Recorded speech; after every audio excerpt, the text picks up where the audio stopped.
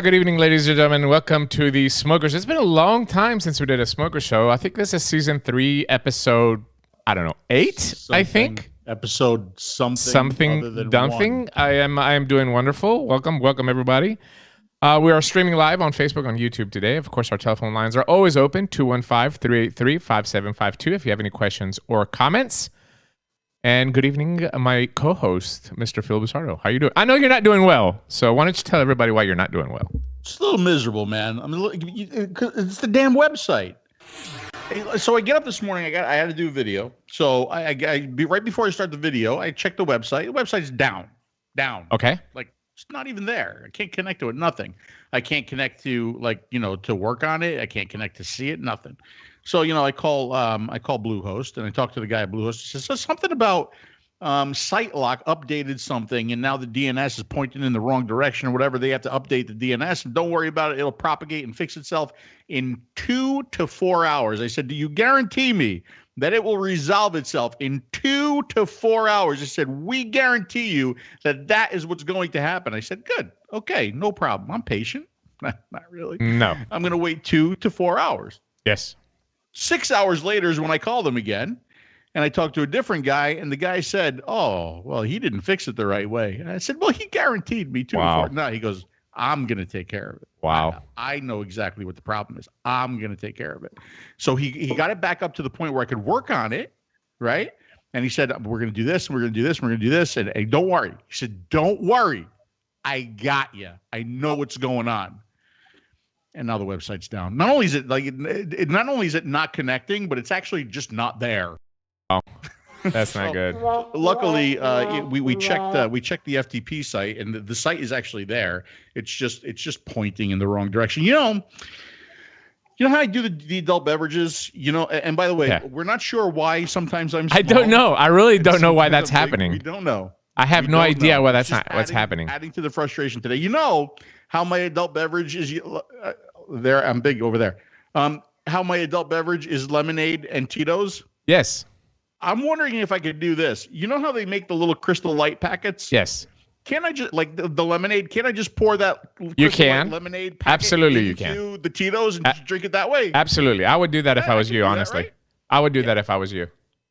By the way, ladies and gentlemen, tonight's show is brought to you by Cool Citrus, the number 2 selling flavor in the unsalted line. Of course, Watermelon Peach is the confirmed number 1 best-selling flavor in the unsalted line. I laid it all out for everybody. Morning, somebody bought it at one. Somebody bought a bottle. Somebody bought a bottle of Blueberry Morning. And of course, it's the confirmed number 1 best-selling flavor in the unsalted. Now, Dimitri, he's saying well, I only lost by 26 bottles, and I'm saying 26 bottles is a lot of bottles. So I went to my DIY area, and I wanted to put together and show you guys what 26 bottles looks like. And I actually don't have 26 empty bottles here.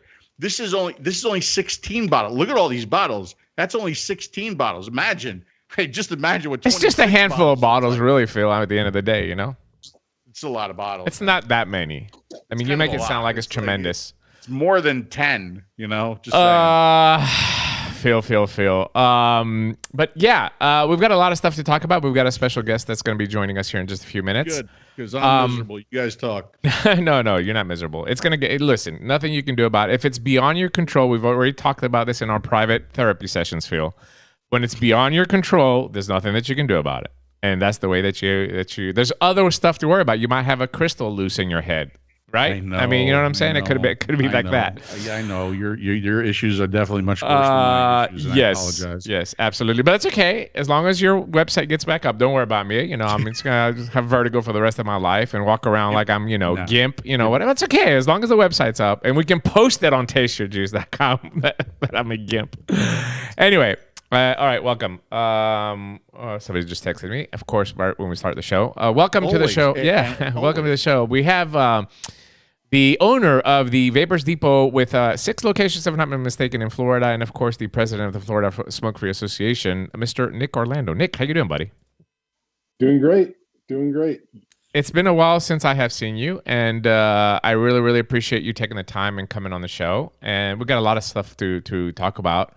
But before we get into some specifics with the stores and some of the questions that we have prepared for you as a vape shop owner and where we are in 2021, what's your story?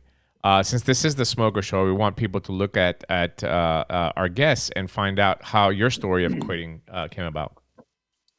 Well, thanks for having me, first of all. You know how much I appreciate you guys for not only this, but everything else you've done over the course of time. Thank you. Love you both and appreciate it very much. But I started using the product in early 2008.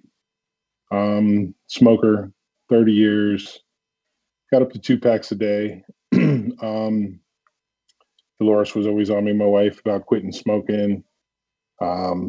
Had a job where I was working 12-hour shifts and constantly smoking and drinking coffee, and they just went together. So tried vapor products in 2008. They actually worked. It was a little 510 battery. Cost me like $60 with the cartomizer, the bridge on it, and the little cardos that you used to put in there, and kind of try to figure out ways on some of the forums on how to fix it to where we didn't have to buy those carts. We could put like Fluval in there or fish tank filter stuff, and good old days, liquid in and try to hold it right. So started using that in early 2010, I'd say. I started talking to Dolores about opening a shop, and did not want anything to do with vape, didn't want anything to do with smoking. She went on this 1.5 year long trek to prove how bad vaping was and try to tell me it's bad as smoking. In the end, she flipped her thought process and said, yep, we need to open a store in as many as we can and get it out there. Wish this product was around for my parents. So we opened our first store early 2013. It was Vaping Joe, coffee and vape. Very limited amounts of quantity as far as hardware, mostly EVOD 510s, things like that. One case, and we were mixing on site at the time because there weren't all the manufacturers around. So we linked up with a company who was already mixing and brought them in, and we would tailor the flavors to the customer's likes. And we moved on through that way until the deeming reg started, and then we started picking up outside lines. And by that point, we had opened 4 retail locations. And 2014 got involved in advocacy and fighting for vapors' rights in Florida. Been doing that ever since. And now we're at 5 stores. We did get rid of a few of them based on location. And here we are. So hopefully I didn't summarize too much, but no, I think kind of the story of where we started. You would agree, Phil. I mean, this is a story that we've heard countless of times, and how this industry was started with the same really form factor. You know, somebody discovered this product, quit smoking. They couldn't believe they quit smoking, and then like, well, let's open up a shop because we have to help other people discover this. I mean, it's my definition of the American dream, honestly, and that's something you don't hear in our century. It's just the American dream has died, but it truly is. I mean, this country was filled between 2010 and 2015. It was filled with over 10,000 vape shops, and the majority of those were all ex-smokers. They were, and I always said that vaping is a really unique industry, because if you're making a lot of money, you're also saving a lot of lives. Like, it just kind of goes together, right? Unfortunately, I think there are people in the industry for 2 different reasons. There are people that got in the industry just for the dollars. They really didn't care about converting smokers. They didn't care about not dying from traditional tobacco cigarettes. And I think there are those people, especially in the early days, right? The earlier days of the industry, that got involved more because, my God, I discovered this and it works for me. And now I have to share this with everybody else, because if it worked for me when nothing else did, this has got to work for other people, and I need to get this out there, right? Yeah. And then if you could, and if you could find that you're making a living doing that and saving people's lives, and why not, right? Why not? Right. And the hardest thing to this date is for us is that Dolores still doesn't smoke and still doesn't vape. So yeah, it's a great testimony when we go speak to lawmakers and stuff, as well as our consumers and people making the switch. She can tell it from the outside, and she can say, well, I don't vape or smoke, but I can tell you that I feel like it's extended my husband's lives, and I wish it was around for my parents, my grandparents, my aunts and uncles who have passed from tobacco-related illness. So coming from her, it's a little different story, because she has no interest in it until we opened the store, and now her heart's in it, obviously for the right reasons. And Dolores, I mean, she doesn't vape and she doesn't smoke, but she's big on Delta 8 now. Is that correct? I've heard that. Is that true? Yeah, it's a new thing. Yeah, that and the moon rocks, whatever those are. I would tell you that Dolores is the hardest working non-paid non-vapor in the industry. She's so sweet too. And I have to put non-paid because there's other people that are hardworking that are non-vapors, but they're on payroll. and Dolores is definitely not with the Florida Smoke-Free Association. But I want to go back a little bit, a little time warp. A little time warp. We're going to talk about the struggles, in the last 3 or 4 years of the vape shops. But that time warp is 2013. That golden era, that 2013 to 2015, 2016, when we started seeing the clouds come in. But in those 3 years, you would say, Nick, that for your business was just a tremendous growth, but also the rate of conversions of customers from smoking to vaping. Absolutely. The people that were doing the clouds and all that stuff, and all the enthusiasts at that point had walked their journey to that point, right? They started where we all started and went that journey. But they were really excited and enthusiastic about sharing what they had just gone through. Yeah. And they were able to do that in an open environment without getting, verbally beaten down or anything. So that was a huge benefit at the time. Yeah. Excuse me, Phil, can you just leave just a second, Nick? Can you leave Skype and come back in? I think it's Skype doing it, Phil. Can you send me a link or something? Yeah. Just exit real quick and then I'll add you back on. If you don't mind. I miss you, Phil. Hurry back. Just a second. I really think it's Skype that's acting up. It's not my computer. Because you're fine, Nick. You're not doing anything. So, well, now you are. But I'll fix you. Don't worry. I'll fix you. Let me just add him back in. There, you're good. Okay. Maybe it's that top spot. Let me if I can change this to that. Okay. There you go. All right. Continue. Oh, now you're getting small and Phil is okay. Great. Fantastic. Maybe it's just that spot on Skype. But anyway, go ahead. Continue, Nick. I'm sorry to interrupt. Too much Goomba-ness in here. Yeah, I know, right? But, it was, like I said, they were enthusiastic. They had walked their journey, and our industry was really cultivating. And then all of a sudden, all the deeming came out, and the bad regulation, along with the bad news information, and we started getting a lot of pushback from the other side. Yeah. And I think that was the time when we saw the turn. Yeah, but before we go into that, the reason why I'm kind of setting this up kind of like a softball for you to knock it out of the park is, as somebody, I visited your shops and I know how you do business, and I think there's still a handful of vape shop owners like you out there. But the goal of me setting this up is that period, and I think now today, but then specifically then 2013 to 20, how many people would you say walked into your shop and said, "Thank you, Nick or Dolores or your Kelsey or whoever was working at the time on the counter, your Matt, thank you. I feel so much better. I don't stink. I can breathe. I can go up the stairs. My health hasn't." How many people that feeling that you got from every one of them that walked in and told you that? It gives me, when you're talking about it, gives me chills because it happens to this day. I could never put a number on that, but it happens all the time. And they bring their friends in and they tell them the same thing. But it's been an unmeasurable number. I mean, from 2013 to now, that's a long time, and it's still continuing, not at the rate it was, but it is something that we hear quite often and heard a lot more, and we're starting to hear again. Yeah. I don't know what's going on again. I don't know why people are not finding this on YouTube. Oh, there we go. No, it's working.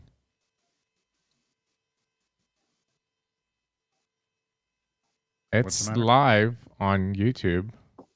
Where's the chat that I see on the screen? It's both YouTube and it's YouTube and Facebook that you see on the screen. Yeah, So I don't know. Some people were complaining inside there. Anyway, people, I don't know. But it should be on YouTube. Phil, if you want to double check that as well too. I'm looking at it now. I see it on YouTube. Yeah. Good evening to 𝗵𝗵𝗶𝗹 as well. Good morning, 𝗵𝗵𝗶𝗹 and Katerina, all the way from Greece. 4 o'clock in the morning, watching the show. Thank you for joining us, and of course, all of our regulars in the chat. I bring it up because, again, I don't think that a lot of the people, especially new vapors or maybe vapors in the last couple of years, really, vape has become more mainstream with the good and the bad as well too. But I think back then for us in those years, it was just a tremendous thing. It was just like being able to change somebody's life, make a few bucks at it as well too, feed your family off of it. But I think that passion, that early passion, with the limited amount of equipment that we had, with the new technology, old technology at the time that was coming out and trying to get, it was a little bit more simpler, but it was definitely, I think, a different feeling then than it is now. I mean, I love helping people now. We love doing the Smoker Show. We love sending out kits, and we love hearing messages all the time and emails that we get from, oh, thank you, you helped my friend or whatever.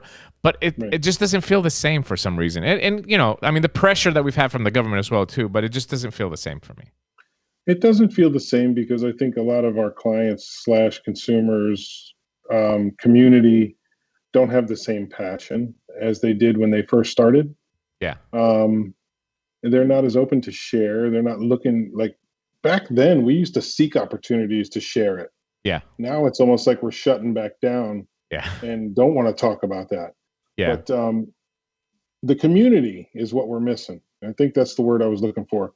We used to have the community in the stores where I had a young man, 21, sitting next to a 70-year-old guy, and they shared something.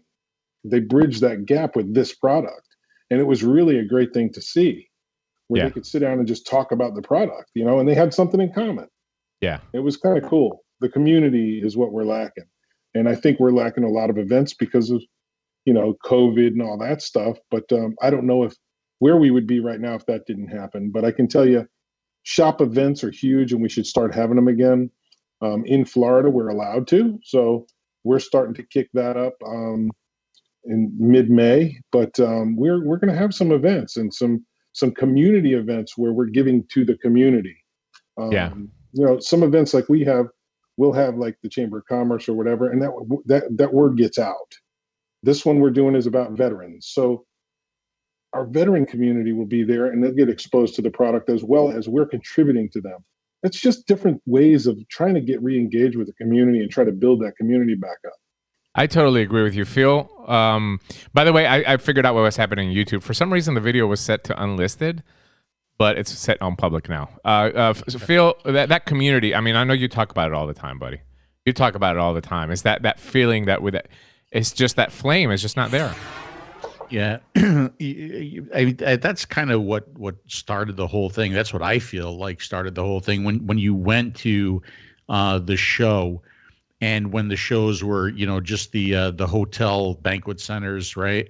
And the vendors were just the folding tables on the perimeter, and in the inside you had just vapors hanging out at the tables, and they brought their build kits, and they would help each other and talk to each other, and they would be sharing e-liquid, and I tried to try this e-liquid, try this, and the vendors, it was based on the person who was there, their personality and their product, as opposed to like how big your booth is or what your booth babes look like, right? I mean, and we saw that community because the community was really ECF.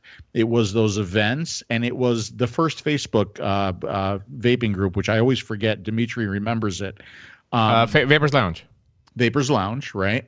And when it started to break, when Vapors Lounge started to split and segregate, and people went this way and this way and this way because nobody was getting along. Yeah, I mean, it was the drama, the ego, the financial. It was.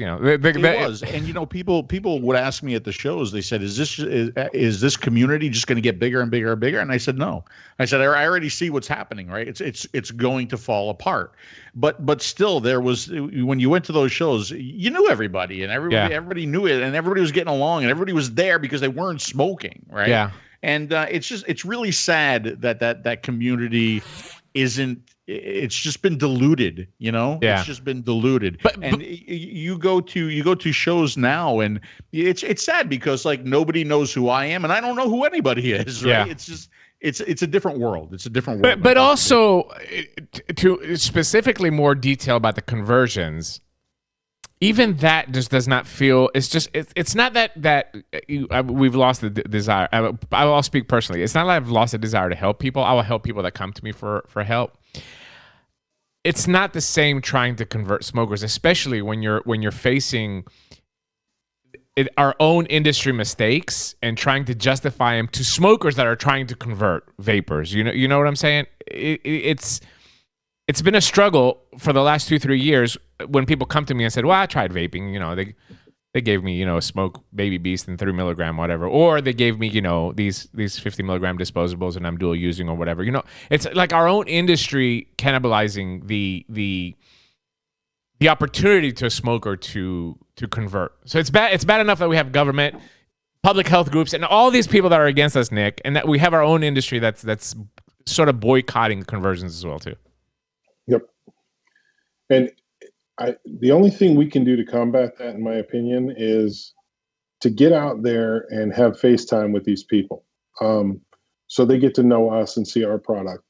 A lot of our consumers, clients, thankfully, are not involved in all of this stuff where they see all these later products or alternative products and stuff. They just come in and get what they need, and they see what we have.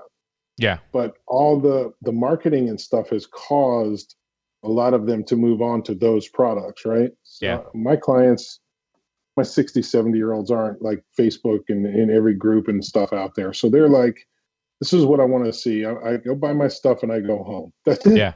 That's what I used to do when I smoked. I went to my store, I got what I needed, and I went home. Yeah. That's it. But, you know, unfortunately, it has moved on. A lot of our own industry stakeholders are what happened. You know what I mean? Yeah. And it continues. Phil? A lot of those are moving on. Yeah. How do you feel about that? You know, when you say converting isn't the same anymore, because I think when we were converting back then, we didn't have everything stacked against us, right? We didn't have media stacked against us. We didn't have the news stories stacked against us. We didn't have the bad news stacked against us. We didn't have, you know, people who just want to shut down vaping left and right, the flavor bans. We didn't have any of that. Sure, right? sure. So, I agree.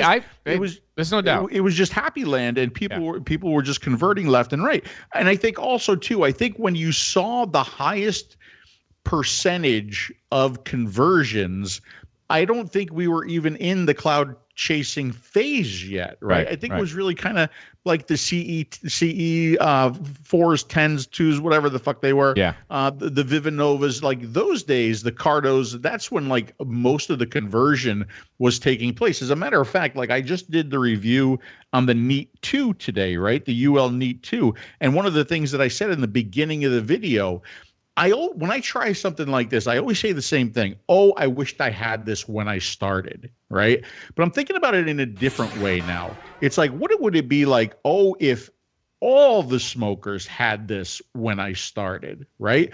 If it was this good, if it was as good as some of our platform products, if it was that satisfying, if it was that not fiddly anymore, if you were able to get the #1 best-selling flavor in the unsalted line, the delicious watermelon peach, you know, like I wonder how many more people would have successfully converted back then compared to today and now.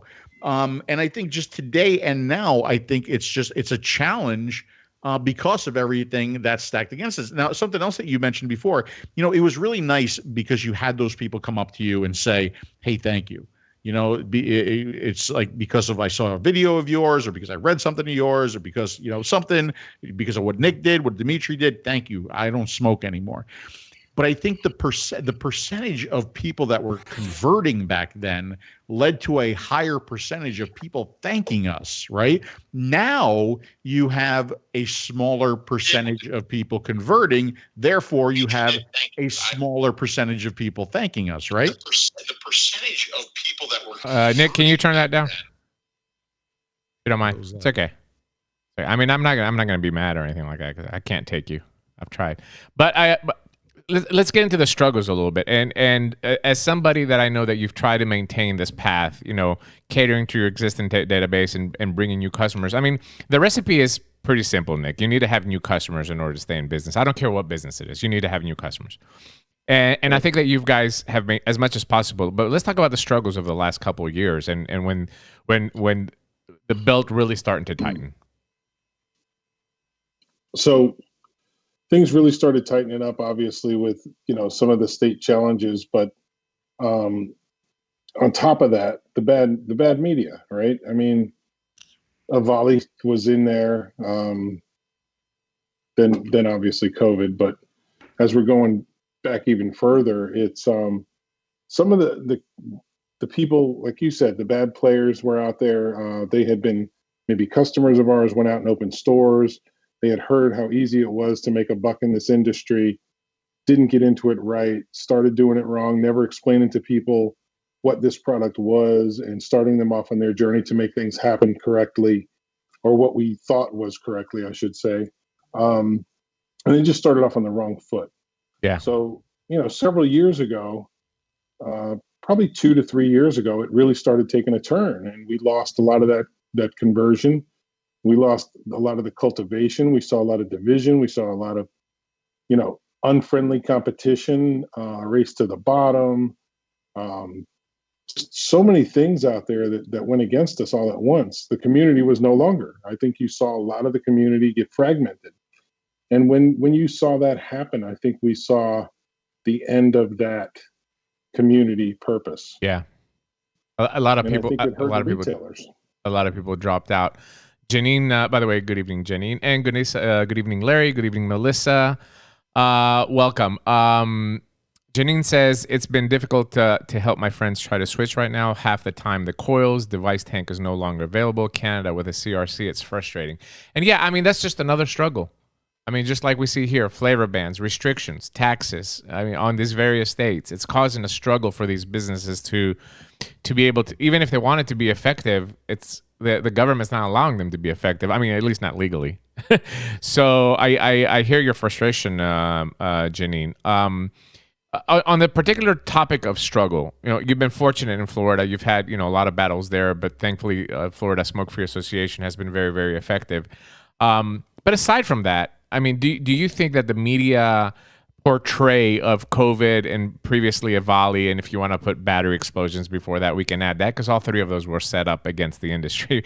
There's absolutely no doubt in my mind 20 years from now, we're going to find memos that actually say that these were boycott to the industry. But do you believe that that's probably the biggest obstacle that you've had to overcome?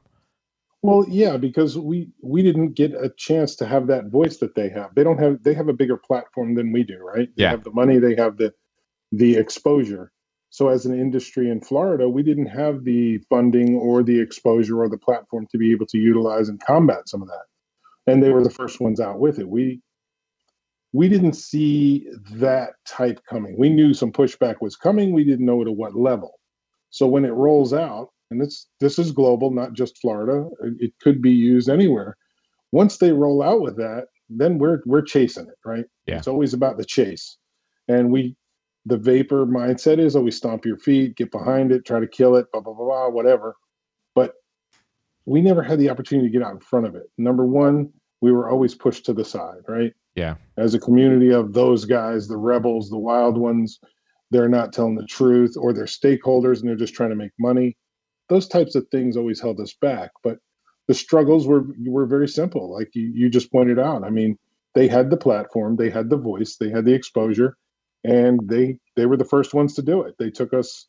Yeah. We don't know how to play those games. We're business owners. We're trying. Our mindset has always been public health. Let's try to help people, save lives, But they're all, well, we got to beat them down. So let's be strategic about it in the game that they're stepping into our world. So let's play that game, but let's beat them down this way. Yeah. And we'll be the first ones out there, and then they can try to chase it. And like I said, we're not all of us are professionals. I'm not polished at all when I go talk to these legislators, but yet I'm talking about, these lobbyists for other people. The other side are very polished and hired and do the job that they're supposed to do. Yeah. And we just get up and tell the truth and think, well, this is the truth, so it's got to be, you're going to listen to it. But sometimes money speaks louder than the truth. Yeah, I mean, obviously money does, but I also think that a lot of these customers that were vital to the vape store, we kind of pushed them away. Some of the older folks that were coming to the stores when they saw, all this cloud game going on, they left, and those customers were vital because they brought you new customers. Number one. And again, Phil, I might be way off here. Correct me if I'm wrong, but I think a lot of those pillars of these stores, demographic that brings in new people, demographic that can be a testimony to a new vapor, to a smoker, were driven away from the stores. A lot of the stores didn't carry some of the stuff that they used, so they went to go online, and that's what really starts to kill a community. You have one community that was created by this niche, right, of form of vaping that was out there, which is cool to have it, but it suddenly became the only one, and a lot of these people that could be that testimony to the stores just stopped going. Maybe I'm seeing it wrong. I don't know.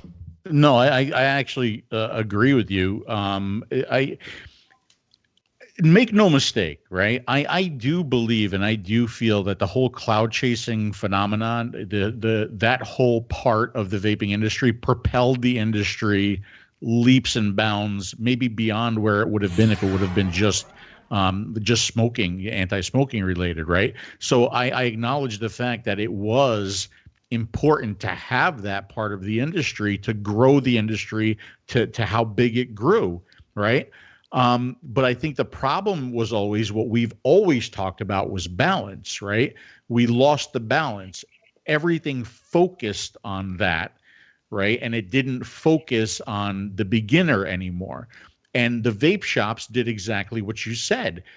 They focused on the cloud chaser, and maybe in some circumstances, some instances, that made the general, a mature adult intimidated to go into the shop to find out that how to not smoke anymore, right? How many times did we hear I drove past the vape shop and I couldn't even see the cash register because there's just so much vape in there. I'm a vapor and I don't like going in that shop, right? We've heard that so many times. And in a way, I think we're seeing that happen today, but for a different reason, right? And I think that reason now is the conversion of a lot of these shops to more of a head shop, bringing in the glass and the CBD and the THC related stuff and the Delta 8. And again, I always throw the disclaimer in there. I'm not against any of that, folks. I'm not. Actually, a big proponent. Actually, a big proponent of it. Okay, 100%, right? But the thing is, it's like you're bringing that stuff into that shop that's supposed to be bringing in the new customer, and the new customer is the mature adult smoker, or maybe it doesn't have to be mature and adult. It could be anybody smoking age, right? Yeah. And maybe some of those people again are feeling intimidated or not welcomed, or just I don't want to be involved with that, right? I'm just gonna keep smoking my cigarettes that I could find at a gas station. Nick, what's your thoughts on that? I mean, you've seen a lot of the shops go hybrid. You guys hit so many of the things that are like point on, which I kind of expected that you would, but the intimidation factor is huge. When they come in, I hear it when my customers go, well, I'm glad you're here because I went up the road to get whatever they were getting, and the kid behind the counter, some 20-something years old, and again, let me say what Phil says. I am not against any of this. Okay? Yes. I am not against the gauged out ears and the tattoos and all that. I'm down with all of it.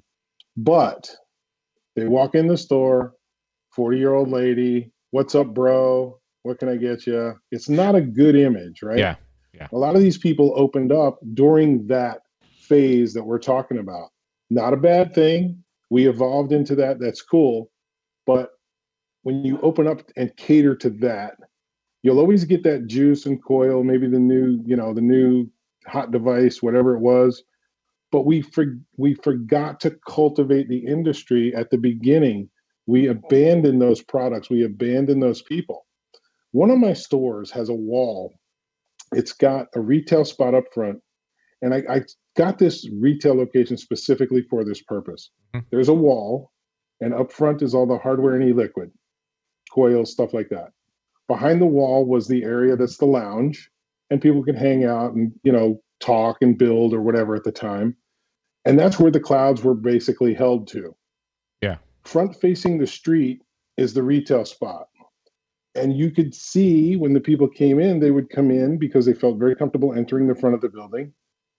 And the backside was the room. And it had two entrances. No, you know, there was no like, you got to go in this way or that way or full separation, but the availability was there. But I could see the difference in the way the optics were of that retail location. Yeah. So you're hitting the nail on the head, Phil, when you're talking about that, that we got to be careful of the optics, and we can't forget about where we started. And we still have to have those products available for that conversion so we can start that journey with the people who have yet to even hear about our product because we're not giving it a chance. But that's and not abandon the product. But that's what I'm trying to bring up in a way that I don't offend, which is very rare. I usually offend people. Yeah, I usually offend people every time that I talk. But vapors that have quit smoking, you've quit smoking. Not that you're not important, okay? Don't get me wrong. You need to continue to vape. You need to continue to have a variety.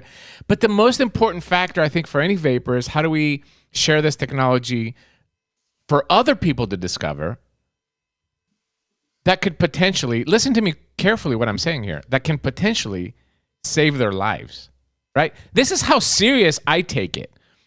For somebody that has quit smoking, has been vaping for 2-3 years, you know what you want, you know how to overcome backups for your backups, battery backups, liquid leaking, sucking, tasting. You've learned to overcome all that.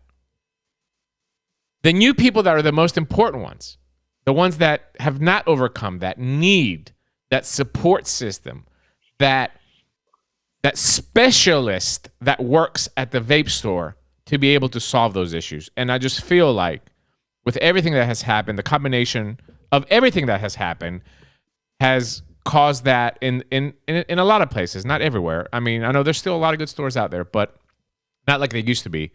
And the stigma that bad stores put on the good stores is another issue that you have to overcome, and a lot of other people have to overcome. But that's the point that I'm trying to make, is that the most important aspect of this business was kicked to the side, and that is that smoker that needs that hug, and they need that, come here, let me take you by the arm and let me walk you through this journey with me. And we just didn't have that. Yep. And we need to make sure they understand how to use the product. I mean, you hit them again. You hit it right. And we can't be selfish with this technology we have. We have to share it. We can't just keep it for ourselves because, you know, future generations do matter. And of course, we can't be shy. We have to share it. Everybody needs to hear about it. And if we're that passionate about it, let's be responsible from both the business owner and consumer standpoint. Let's be responsible in how we share it and what we share, but we need to get the word out there again and start engaging people, not from a forceful way, but I mean, from a way where if you're in a restaurant or something or in a club, whatever, and you're in the smoking area, go to the smoking area and use your vape product responsibly, respectfully, and it automatically engages conversation. What flavor is that? Oh, yeah. Where do you get that? How do you use that? And the conversation starts. But yeah. I feel somewhere to refer them to, right? Yeah. I feel like, Phil, we're kind of like embarrassed to even admit that we're, you know what I'm saying? Like, it's gotten to the point where you're hiding now. That's part of the problem. That's definitely part of the problem. Okay. One of the things that I didn't say in the last Smoker Show, by the way, if anybody did not see the last Smoker Show, that is the one to share with all of your smoking friends and family for sure, is that I remember when I first started vaping, right? And I would take my Joy 510 to a party, and I'd sit there and I'd vape that while I was enjoying the party and drinking and hanging out. Oh my God. The number of questions that I would get as to what are you doing? What is that? Does that work? Is that like a cigarette? Does that work like a cigarette? Can I try that? Right? The fascination, the curiosity was unbelievable. Yeah. Now it's so different. Now people they look at you like If half of them think that I'm killing myself, half of them think that I'm doing drugs. Yeah, or you're killing them with secondhand vapor. Or I'm killing them too, right? So I mean, even like when people ask me now, what do you do for a living, right? I think about who I'm talking to, and I think about the company that I'm in, and I will either tell them, and then as soon as I tell them, right, I instantly clarify it with, I am in the industry for the right reasons. I am against kids using the product. Yeah. I am all about tobacco harm reduction. I am for adults quitting smoking and using this as a safer alternative when all of the standard cessation like I gotta. Yeah, like, you gotta go through the Bible. If it's not that, and I totally don't trust the group that I'm with, I'm in the healthcare industry. Yeah, yeah, that's what you're doing. Just get it over with. But I think that I think Nick. You know, I mean, I know, I don't know how to word this again.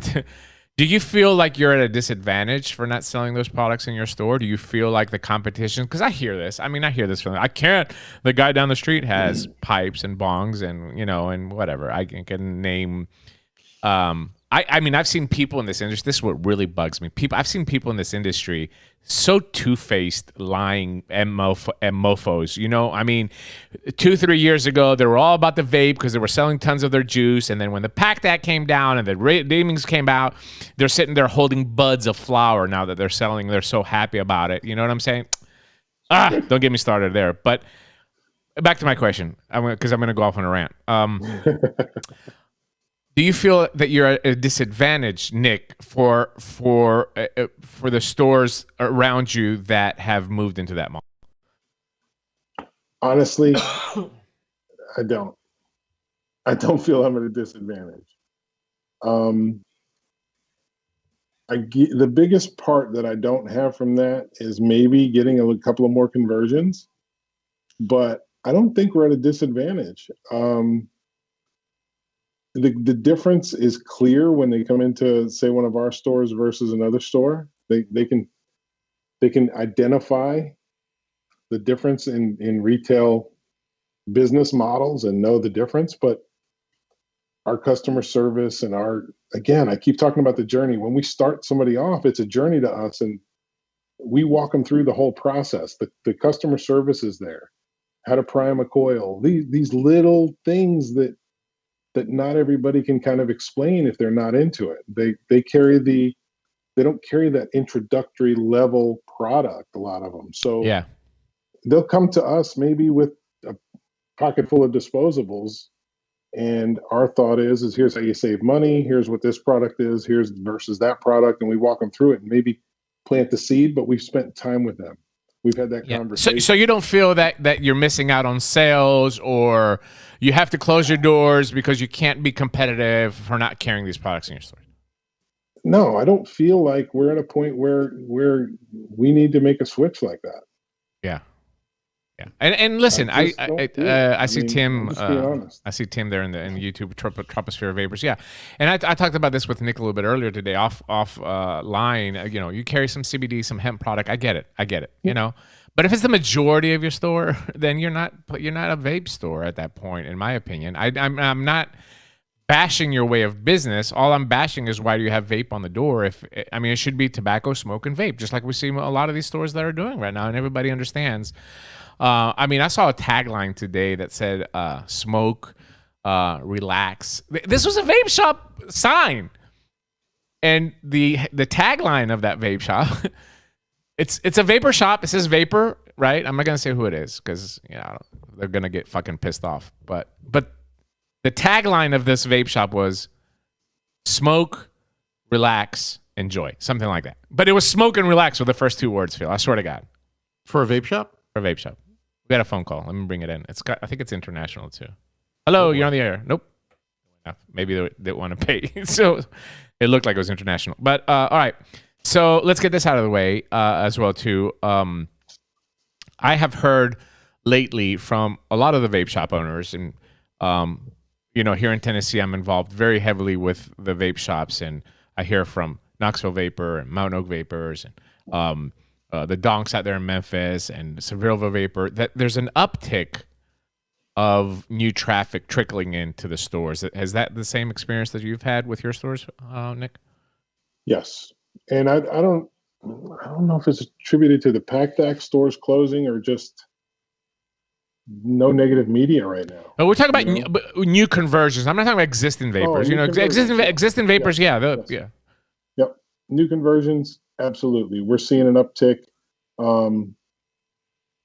Can't answer what it's about. I mean, we're not changing what we do as far as inside our retail doors, or outside, but I think they're starting to share the word again, and people are getting excited about it. We do have a referral program, which is helpful. Let me ask you this, Nick. When you talk about the uptick, right? Are you talking about just uptick in general sales, or are you talking about uptick in conversions? Conversions. Really? Yeah, that's good to hear. We're starting to see more and more conversions. We're probably at 4 now a day, on average. Yeah, which is really a big uptick for us. That's really good. I mean, that's encouraging, right? Maybe not so much if it's because of the Pact Act, but still encouraging if you see an uptick in conversions. By the way, if you want to see an uptick in conversions Here it comes. and general traffic, you might want to bring in Watermelon Peach, the #1 best-selling flavor in the unsalted line. This would definitely bring more traffic your way. Just let you know. Oh boy, he's such a Dimitri saw that coming from a mile away. Oh, absolutely. I know. Did you say confirmed? Did you say confirmed? It's confirmed. It's confirmed. By 26 bottles. By 26 bottles. 26 bottles in a month is nothing. I mean, seriously. It sold more than this many bottles of Dimitri's juice. Nick, well, let's shift a little bit. So we get off that little train, and then we're going to come back to the vape shops as well too. Let's talk a little bit about politics. Florida right now. Last year, a huge win for your state. Congratulations. This year, things seem to be going away. Any concern? We don't have to get into specifics. This is the Smoker Show, but any concern for vapors or the industry in Florida this year in this session? Well, no concerns at this point. Just a quick summary. We had 2 bills. Both bills matched up from the beginning, which is highly unusual for the state of Florida. Typically, they go through House, go through Senate, and they have to come up with some kind of mess at the end. These 2 matched up very well, something we can live with, and they've moved through their 3 committees on each side of the Capitol. They get read on the floor this Friday. They'll be read on the floor. Then they'll go to the governor. They'll have second reading, then third reading, then go to the governor and be signed. Basically a T21, which we all knew was coming. It's federal, so why not make it state? No big deal. Permitting for nicotine dispensing products separate from tobacco, 0 fee, don't cost us anything, which is huge for us because we always wanted to be separate from tobacco. And there's an exemption in there for any active military individuals that are 18 to 20. They're able to use the product. That's great. That's fantastic. That's about it. No flavors, no bans, no tax, no nothing like that. Just clean. So we're looking forward to it. I had an unusual. We had a good bill and a bad bill here in Tennessee. The bad bill was taxation, which thankfully we killed at committee last week. So there's not going to be any taxes for those of you that are following Pact Act in the Tennessee. But we have a preemption bill. And the preemption bill is extremely important for the industry. It's a really an important bill, right? I've been working on it since last year. COVID came, killed all that. So this year we reintroduced it. And in order for me to get it passed, I had to give something. So I gave up adding vaping prohibited in public spaces where smoking is prohibited as well too. So basically, if there's an area where you can't smoke, you can't vape. That's the sacrifice that I had to give for this bill. And everything was going very well. We dropped it. We thought that it had some legs, and then the last minute, we getting some texts from some politicians that we have really good networking with saying we should delay the vote. I'm getting some chatter, of course, the tobacco-free kids and all that started emailing, against it and all that. But that wasn't the biggest concern. The biggest concern I had, here in Tennessee, there are some really gun-ho politicians. And we have made a lot of allies in the last 7-8 years that we've run this state association. A lot of people that support the industry. And this is how bills are made, by the way, folks. If you're worried, if you're ever concerned about how bills are made in your country, let me tell you how they're made. A lot of these politicians looked at this bill that said we're adding vapor into the Indoor Act and thought it was against the vapor industry. So even though they're proponents of the vaping industry, they were going to vote against it because they didn't want it. They didn't want to have vapor not just to be prohibited where smoking is. So we had to take a step back and delay the vote. It's going for a vote on Thursday, but we had to go back and try to reorganize our voting now and tell them, listen, this is good for the vaping industry because it adds preemption and it helps these vape store owners decide.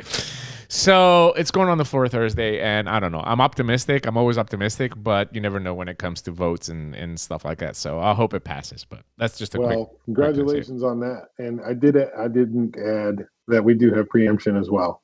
Yeah, so I was excited about that. Preemption is very, very important. A lot of people don't take it seriously, but let me tell you something. It's extremely important for you in your county to be able to plan how you're gonna grow.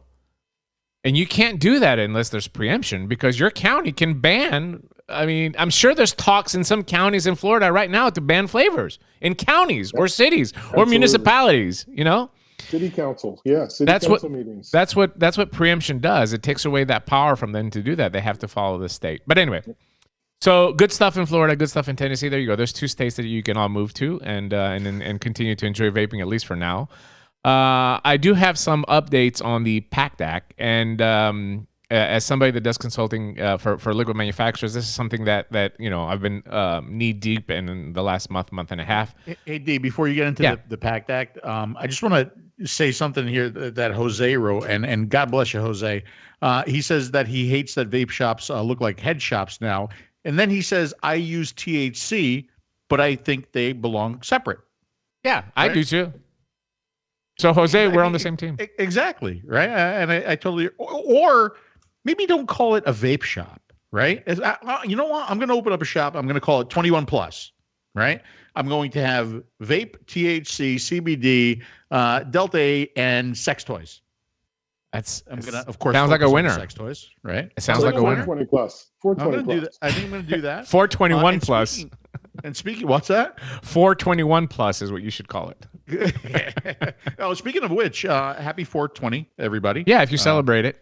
Yeah, I think I might celebrate after the show. I made 4 20-ounce cowboy pork chops today. That's how I celebrated. 4 20-ounce cowboy pork chops for me and the girls, and we ate, and it was really, really good. But yeah, back to the Pact Act. If you don't know, and if you're new to vaping and you're looking to convert, you might not know this, that there is a big push to ban the online sales of vapor products through USPS and other what they're called non-common carriers, the big ones, UPS, DHL, and so forth. So there might be a problem for you getting the products. This was done back in December. Trump signed it into law. It was part of an amendment in the budget bill, unfortunately.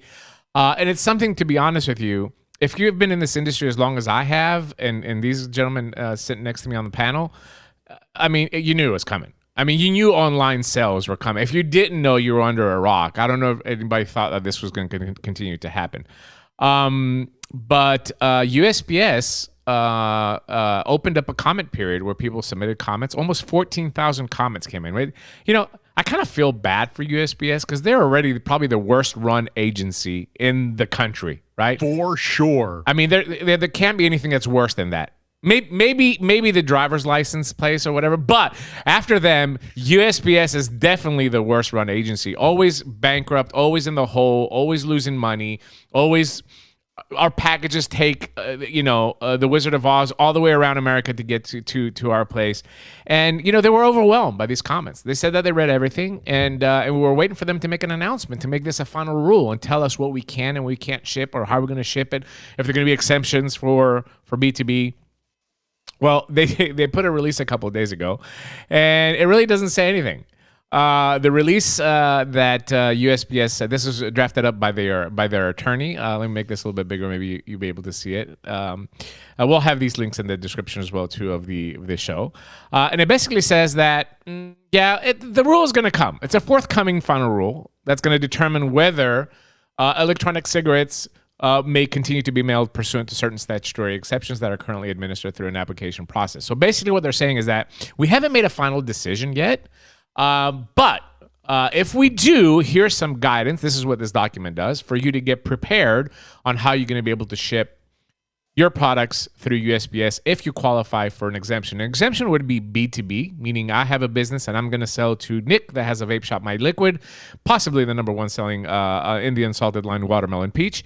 So I would have to go get an exemption from USPS in order for me to ship my product to Nick, and then Nick can sell it into his store on face-to-face sales. There's also some other little exemptions that people are not talking about, but promotion is one. You can actually, if you do this correctly, Phil, if I set it up correctly, I could send technically a device or a liquid to you as a reviewer because it's a transaction that we're going to have to do under a contract for you to promote it. I would be able to send it to you. Again, both of you have to be registered. Make sure you have all the paperwork with the USPS. But what is certain, what we're reading inside here is what's going to be certain is that consumer sales of vapor products in America through USPS will be banned. There'll be no way. In fact, if it's vaporized, because they also mentioned non-nicotine containing liquids, if it's a vapor product, if it can be vaporized, you won't be able to sell it. Again, CBD, hemp, under 3%, you have to have all the paperwork for all that stuff, which good luck sending that Delta-8 out by mail, by God. If you see some of these lab works, they're ridiculous when you have, the guy that used to work at Popeyes making Delta-8. But pretty much if it vapes Popping hot. It's that Cajun Delta-8, baby. But if you're a consumer, it's going to be nearly impossible. Well, legally, nearly impossible for you to be able to get your product through USPS through a mailer. There's going to be alternatives. There's going to be other options out there eventually. USPS is overwhelmed. Even they're saying in this document that we can't even open up the application process now for you to get these exemptions because we're going to be overwhelmed. So USPS is basically telling you we're worthless. So even now, let us at least get our application. No, they're not going to accept them. They're going to accept them after the final rule comes out, and they're giving you guidance of what paperwork you should have ready when and they decide to open up the thing. And even if they do, if you apply, until you're approved, you're not going to be able to make these transactions as well, too. So that's kind of the bad stuff. Good stuff. It's a little bit of good, and I'm going to tell you why. I'm not an attorney, so don't take this as legal advice. But if you have registered with the ATF and you comply by the Pact Act rules, you can continue to sell through USPS right now. As long as you do it correctly. You have to hand take it to the post office if you're a business, and it has to be 21 signature on delivery. So you can continue to sell, and people are continuing to sell online, and rightfully so. It's not, if you are compliant with the Pact Act and the ATF, then you can do it. You have to keep a report of what you're selling in every state, pay taxes if you have to, make the reports of what you've sold in the state, and so forth and so forth. It's a pain in the ass. But technically, you can still ship if you have met the requirements of what USPS is asking for now. And I see a lot of people are still selling, and I hope they take forever to do this, because online is a huge important part of somebody that's quitting smoking and is dependent on these products, especially in an area that he can't get into the vape shop. So that is the Pact Act update that I had. I hope everybody understood that in a way. I hope I explained it in a way that everybody understood it at least. The only thing I want to clarify that you just said, when you refer to that license place, Dimitri is talking about the DMV for everybody who is a legal U.S. citizen and not, just from Greece. Yeah. The place where the lady that hit me never went to get a driver's license. Yeah, that's the place. Exactly. And I know why. You know what I find amazing is that there's a company that just started advertising that you can get a hold of them, and they will get you any kind of alcohol that you need to your house within 30 minutes. Yeah, it's pretty amazing. It's unbelievable. Yeah. Or it's free. Maybe. I don't know if it's free, but yeah. I mean, the irony here, Nick, is, it's just, once again, they're taking us and they're lumping us in with tobacco. This is the quick fix for them to ban online sales. But they're taking it, once again, it's just another stigma on the industry. This Pact Act is a stigma because you're classifying under a pact that was written for cigarettes, in essence, right? To avoid the illegal non-tax cigarettes that were floating all over America. This was why they lazy laws. That's exactly right. But it's crazy. But also detrimental. The people that hurt. Yeah. Are the people that can't get into a vape shop. Yeah. And the funny thing is, I can go right now on Wish. I can go on AliExpress. I can go on a few Chinese, Alibaba, and a few other Chinese sites. I can order vape disposables with, I don't know, 79% Chinese salt nicotine inside, whatever that's going to give you, probably a third baby arm coming out of your butthole. But you can order that from China and they'll ship it, no problem. And you're going to get it. There's nothing that they can do about it. That's the irony of this. I'm seeing it all the time. I'm seeing all these apps pop up, these ads for disposables out of China. Well, it's just feel-good regulations, right? They feel good. The PAVE moms are happy. They see a little step in the right direction. And everybody feels good at the end of the day. It's not about really impacting anything. Yeah. And that's what we see. You know, we've seen it. You've seen it in Tennessee. I know I've seen it here in Florida. Yeah. We give them real impactful language and they choose not to use it, but unless they feel good, you know. Yeah. Hey, listen, these kids are vaping, buddy. Let me tell you, I don't know who's these kids are going through the disposables like crazy. I have, you know, my youngest daughter's 15 years old, first year in high school. And she tells me that these disposables are rampant. I do not understand. How does the FDA go out there and ban flavored Juul pods, which at least Juul pods were helping people quit smoking as well, right? And they remove this and they let Rick and Morty 70 milligram salt nicotine Chinese disposables on the market, and these kids are eating it up. I'm telling you, it's the kids are using these disposables at a rampant pace, and at some point they're going to come out and do something about it, I'm assuming. But I just it just blows my mind that the government operates that way. Yeah, they're going to do something about it. They're going to punish us more. Yes, you know? Yes, by our own industry.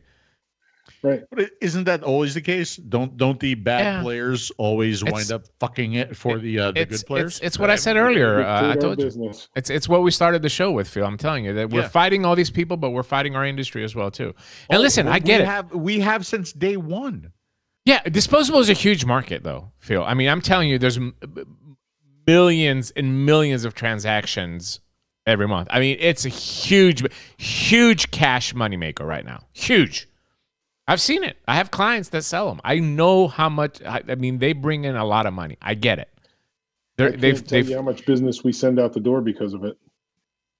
That you turn people. You have no disposables. You carry no disposables. We have some disposables, but they are few and far between. We don't carry the hype ones. Like you don't have the ones that are popular on TikTok. That's what you're saying. Rick and Morty and all that. We don't have those. We have some disposables to accommodate some of the customers, and we try to use that as conversion. So we have them there, but we don't sell a ton of them.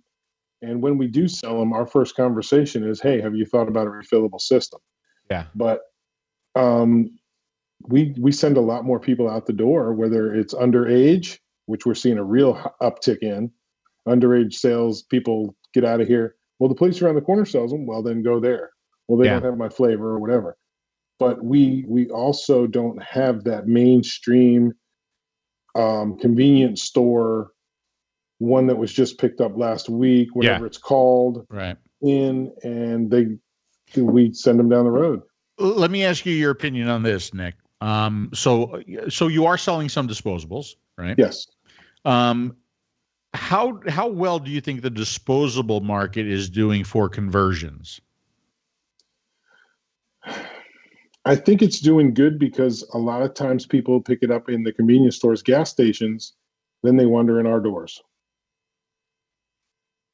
And they're older people. They're not, I think not all youngsters. I think it's a great product to start off. Good. There's no doubt about it. I think it's a great product to start. I think if it's done a little bit better than it is now, I think absolutely.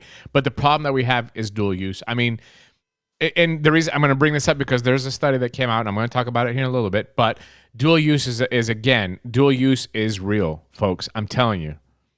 You know, the disposable has the advantages that somebody can pick it up on a whim and say, well, this I might go to a vape shop. No doubt about it. You can do that. But the majority of the people that use them are dual users. There's no doubt. They use it where they can't smoke, right? Or they're using it through, the kids that people come in and buying 20 and the shop owner feels really good because they made a 20 disposable sell, but they don't understand that he's flipping them for twice that price. Probably making more than the shop owner. Jimmy, the caveat to Phil's statement though is you get that conversion with it because they try it because it's not refillable, not rechargeable. They just pick it up at the gas station and go. Yeah. That's their first introduction. So what 𝗵𝗵𝗶𝗹's saying is when, they come back in the store and ask for it, that's when we have our first real interaction, and the experts kind of take it from there. But we don't have those kind of experts in these stores where those products are. So it's like opening, it's the key, right? Yeah. It starts that journey, but and they eventually wander in. I think it's a good and a bad thing. I think it's got its pluses and its minuses, right? Because not very long ago, I used to say that I think the disposable is one of the most important electronic cigarettes out there. And here's why. This was my reasoning, right? Because when somebody goes into the gas station to buy their pack of cigarettes, they're going to see that disposable there and they're going to go, you know what? Let me give it a shot. So if it satisfies them, maybe we have a convert, right? Yeah. But if it's shit, then we lost that vapor, right? So, I think I meant it more back then. I think now maybe it's a little bit different because now I think maybe too many kids are using it. But I still feel that the disposable in the C store is an important product, right? And I think it needs to be a satisfying product to get the conversion. And by the way, if there are any Chinese companies that are watching who are interested in filling their disposable with watermelon peach, the #1 best-selling flavor in the unsalted line, please contact me. He's relentless. at tasteyourjuice.com. He is relentless. You need to start adding Nick. Confirmed in there. You're going to miss out. Confirmed. Yeah, you need to start adding. I know. I have to start. I even told Dimitri I need to add confirmed. Because I sold 5 more.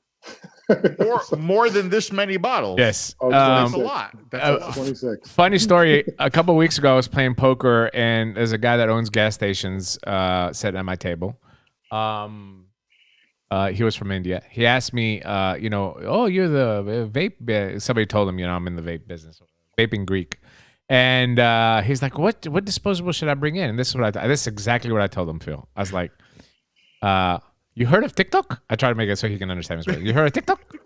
I said, download TikTok on your phone and then look at the companies that are advertising on TikTok.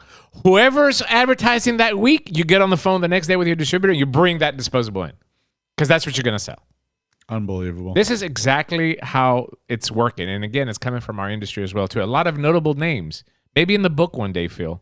Not now. But a lot of notable names I can name that have really... they're selling a lot. On the TikTok. Yeah, they're going on TikTok. So let me get a couple of these comments here. USPS could get worse. Imagine if Jerome Adams was in charge of that department. Does anybody miss that guy? I don't miss him at all. I think you do. I think you secretly do. No, we have this. Anymore we have the other douche, but yeah, I haven't interacted with him yet. 𝗵𝗵𝗶𝗹 008 says, if the shop owner is selling 20, shouldn't there be some laws on how many you can sell to one customer? I used to be a gas station owner, but I never sold more than 2 disposables to one customer. You're absolutely right, but there is, look, the reality of is that nobody's going to turn down a 20 disposable sale. They're not. As much as you want to think that there's some ethics coming into play and all that, but the reality is it's not. And there's no laws. There's no laws that they can't sell. All these products are illegal, and they're still selling them. Well, they're not illegal, but you know what I'm saying. They banned the pods, and they've let these products continue on the market. So I don't think anybody's going to turn down that sale. They know exactly where they're going, but it's 20 dispos. You got to sell them. Nick, when you see somebody coming into your store and they're a smoker, I want you to touch on 2-3 things to help the people that are watching the show, obviously. And it's probably stuff that me and Phil have talked about, but it's always good hearing it from a third person as well, too. I want you to talk about the 2 or 3 other struggles that you generally hear from smokers that come in their early conversion steps. 2 of the things and how you combat them. First thing is what's popcorn lung? You still hearing that. So we have to talk about that and what it is and where it came from. Then we have to talk about the use of products and the difference in the products, which is always a good conversation because they say their friends have disposable when they're out having cocktails and they're having a disposable, or what's the difference between some of the sub-ohms, but they don't use that term, but some of the bigger cloud machines versus little ones, single battery versus dual battery.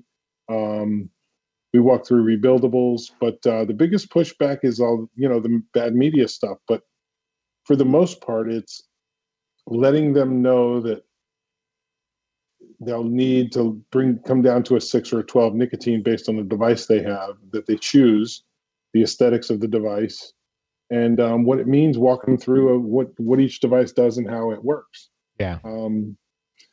So, we talk to them about the average nicotine levels in a cigarette, along with the chemicals and carcinogens in there, and that those are going to be gone. And these are the 4 ingredients that we have in here.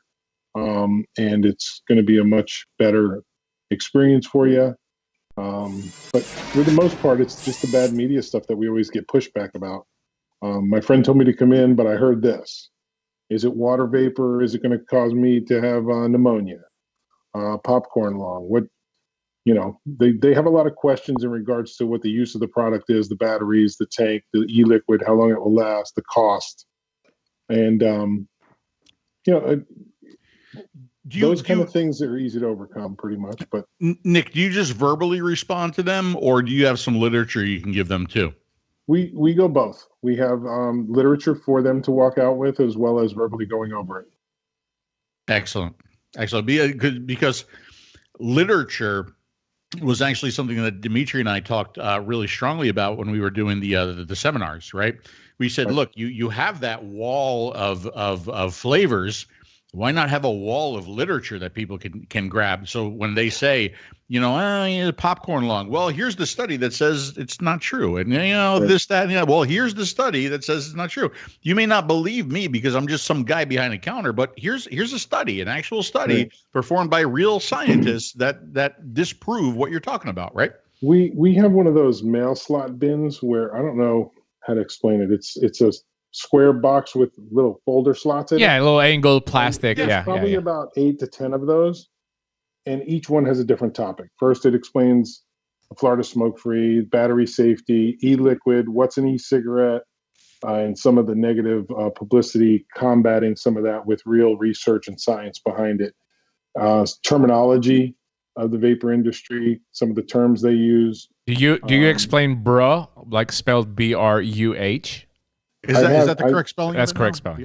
I need to get the updated version with bruh. All right, thanks. Clouds, bruh, and those kind of things on it, but I'll work on that. Yeah, because I keep seeing it in emails as well too. It's like, bro, come and get my new, Rick and Morty disposable now. So I just want to updated version of vapor terminology. It's so interesting. I mean, I can remember. It depends on the time, right? In the early days of vaping, I would get so many requests to review CE2 style, cartridges. And then I would get so many requests to review, cardo tanks. And then I would get now I'm getting so many requests to review some disposable. It's like 3 requests to review disposables per week. And I'm like, just no, I have no interest in pre-filled. I have no interest in disposables. Yeah. None. And, some of these disposables, I mean, like the capacity that they have, the battery size that they have, the amount of look, I'm not like one of those save the planet kind of guys, right? Yeah. But that's a lot of shit to be thrown out every time. The new one that's coming out has 18,000 puffs. Yeah.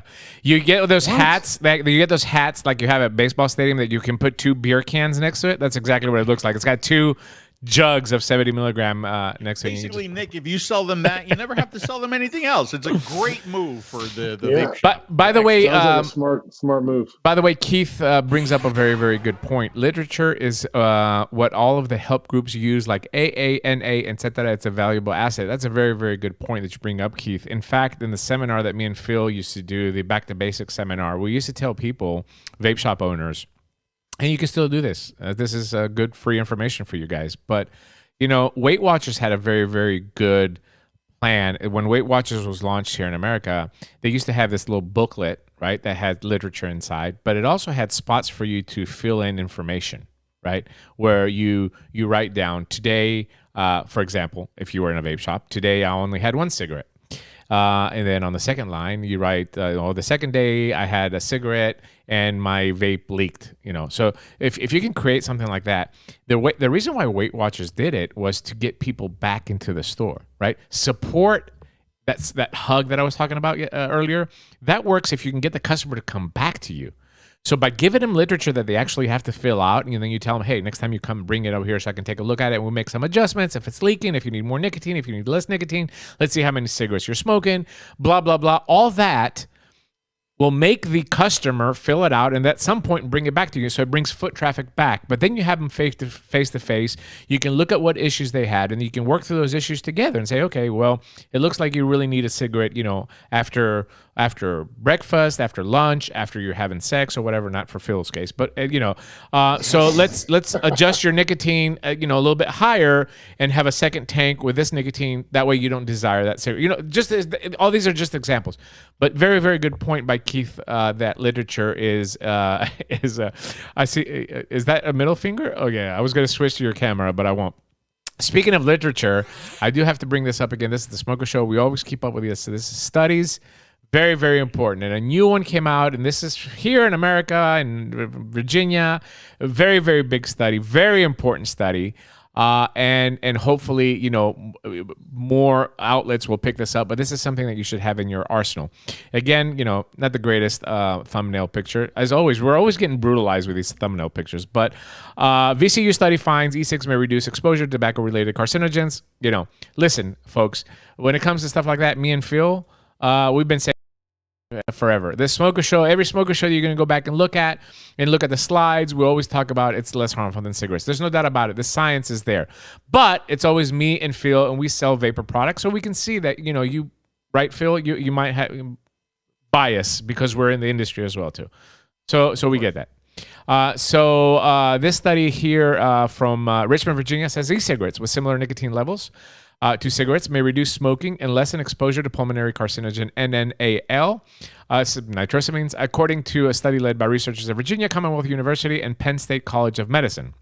Over a 24-week trial, more than 500 participants used an e-cigarette with either no nicotine, a low nicotine level, or a cigarette-like level, and that was 0, 8, or 36 milligram. They were also told to reduce smoking.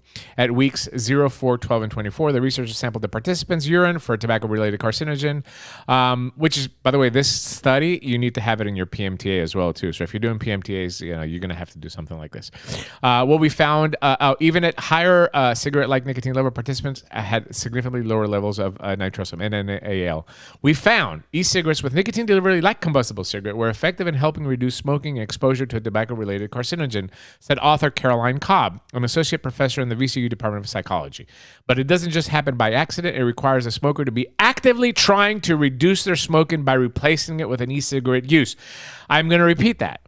It doesn't just happen by accident. It requires a smoker to be actively trying to reduce their smoking by replacing it with e-cigarette use. This is where the dual use comes into play, where I was telling you about earlier, right? And then I'm going to end this. I want to read the whole thing because it's very important. The study shows that when smokers interested in reduction are provided with e-cigarette with cigarette-like nicotine delivery, they are more likely to achieve significant decreases in tobacco-related toxicants, such as lower exhaled carbon monoxide levels, said Jonathan Folds, great guy, by the way, professor of public health sciences at Penn State. The study, which contributes to the ongoing question of what role e-cigarettes can play in smoking behavior, will be published in a respiratory medicine journal next soon. So, Phil, great study, right? When I read this, the first thing that I thought about, Phil, take a wild guess. When I first read this, how many times people laughed at me and you when we asked for 12 milligram? You know what I'm saying? I mean, it clearly says here that people that are trying to convert, I'm not talking about existing vapors, okay? Don't start fucking sending me hate mail. I'm not talking about them. I'm just saying about people that are trying to convert need the one substance in cigarettes that is keeping them to a cigarette, and that is nicotine. You need to have higher nicotine levels. We've talked about this a million times.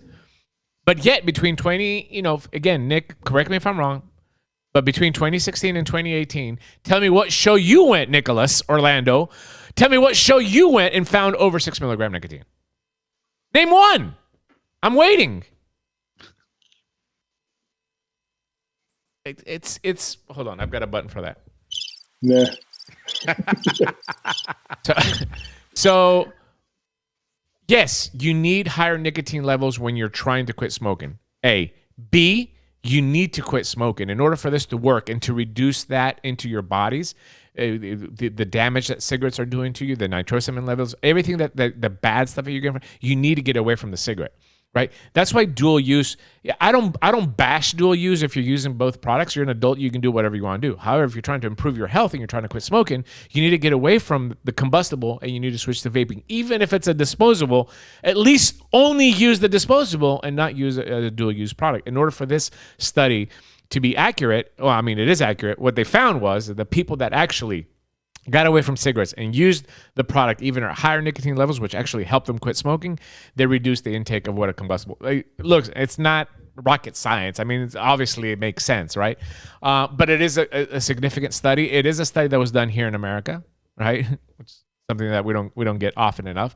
And I think that, again, the science is mounting up. The science is mounting up. And if you have considered to make the switch to vaping, there's absolutely, scientifically at least, no reason for you not to attempt to do it and do it right. Higher nicotine level, get away from cigarettes.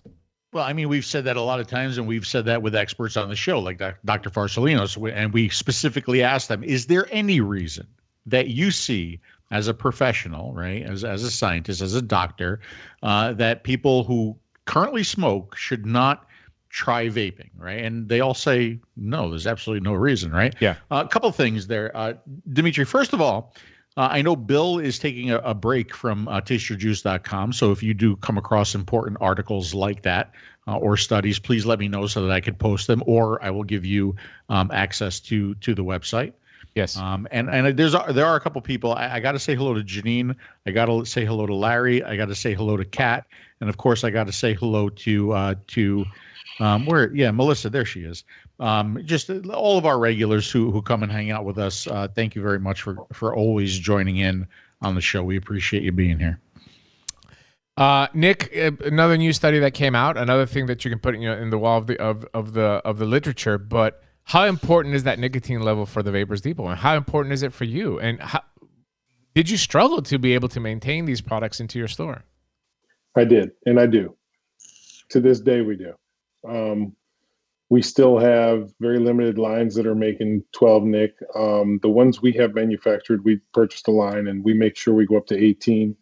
It was one of the things that we had to have. I myself am a dual user. I use both 6 and 12. Mm-hmm. So I go back and forth depending on what I feel like doing. But I love, by the way, I love that you called that dual using. I love that. Well, yeah, it is, right?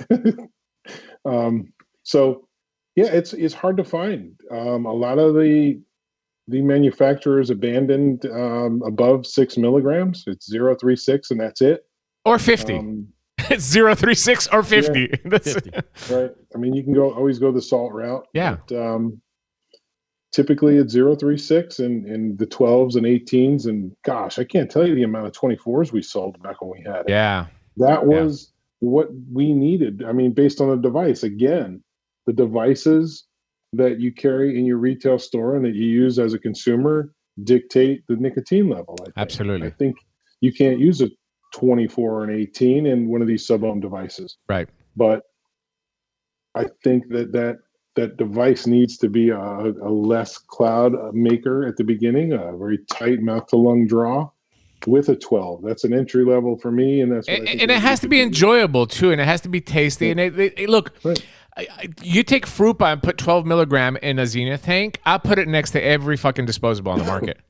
As long as the person that is using it gets to try it and understands how to work it, which a lot of people don't, because they get this disposable, they just open it up, they vape it, then they toss it. They don't understand the process of vaping the way that we know it. Right. But I guarantee you, if you close their eyes and not tell them what device they're doing, and you give them these two to try, I guarantee you they're going to pick that any day over it. They just don't know, and sometimes they're intimidated. Sometimes they're like, "Oh, this is too much," But it's all about the satisfaction to the smoker, the throat hit, the nicotine delivery, the flavor. Boom. That's your recipe for success there. If you don't have those three things, you're never going to be able to completely switch from smoking to vaping unless you're satisfied in all those three sectors, right, Phil? The three main points. Yeah, absolutely. By the way, Nick, what's your take on? And I do have to say hello to Pam too, because she just threatened to switch to Cool Citrus. Oh boy. What's your take on salt, Nick? Do you carry salt, Nick? And do you think that, we talk about the 0.3650? Do you think do you think the 50 is too much? Do you think in some cases it works for people? I think in some cases it works for people, especially when you're trying to convert them from a closed system, disposable, to an open system. That is the purpose for it for us, and then get them to convert to a traditional nicotine. Notice a lot of people call it freebase. That bothers me, freebase nicotine, that term. Yeah. But traditional nicotine is where we want to be. We want to get them to there. But the flavor offerings seem to be quite expansive when you're talking about salt nic and that conversion from, say, a disposable to a salt nic. We carry very few salt nics. We do carry 50, I think, 20, 35, 50, but it's for that conversion, and then step them down. Again, we don't introduce people to disposables and salt nic. We use that as a conversion model to get them to the 12 and 18s and lower. If we don't have that product, then we're not relevant in the community based on, Florida is a huge market. A lot of smoke shop, vape shop, hybrids all carry these disposables and salts. If we don't carry a small bit of those, we don't even get the door open to have those conversations. So I agree. So that makes total sense. My next question to you is: it sounds like you carry the salt nicks and the higher nicks as you're trying to convert that that disposable to an open system, right? So in your experience, what's the reaction when they switch from a salt nick to a freebase? And they start to get that throat hit, and they start to get that kind of feeling more like a cigarette. Do they like that? Do they not like that? Does it sway them off? What's the experience there? So far, we've had a very good success rate in doing it. Our numbers show it on a regular basis. Sales, the trends versus salt nic versus traditional nic, disposable versus traditional nic, and we monitor that. Because I want to be able to tell our sales team, hey, we need to focus more on getting them to convert down to traditional nicotine. Not that there's a lot bad with the salt, right? It's just shouldn't be sold. Yeah. Okay. So when we pull that plug, when we're told to pull that plug, I don't want our consumer that's now part of our family to be without. Yeah. I want to introduce them to that now. Make that conversion happen now before it's too late, and understand that this product is available and will remain available to them. But I look at our sales trends, and the success rate is very good in seeing that conversion. And based on 20 to less than 20, 15 to 20% of our sales in the liquid lines are the salt and disposables. I'm gonna be honest with you right now, folks. The easiest way for the government to get rid of disposables is a nicotine cap. And mark my words, it's April 20th, 2021. Ladies and gentlemen, a nicotine cap is coming in America. Did you see that letter from Biden? Yeah, there's no doubt about it. If they're trying to lower the nicotine in cigarettes, you think they're going to allow 50 milligram disposables on the market? The easiest way for them to get rid of it is just simple. Nicotine cap at 20. And at 20, all the disposables are dead because they don't work. Even the disposables that are in Europe right now, they're not doing well. But that's the easiest way to get rid of it. And you need to be prepared to be able to use the other products that are on the market. That means that you're going to have to upgrade your equipment in order to get that same satisfaction out of a 12 or 18 or whatever they set the nicotine cap on. Let me go through some of these questions here that Bill has collected for us. Phil, are you vaping an Atari controller? Ha. Of course. This is how bad we had it back in the old days, folks. We had to vape Atari controllers. You know what? I'm using it because I pulled it out on the last show, but I'm also using it for a reason, to kind of to display something. Let me see if I can put this on. You're actively marketing to kids for sure. There. Yeah. Well, you know what?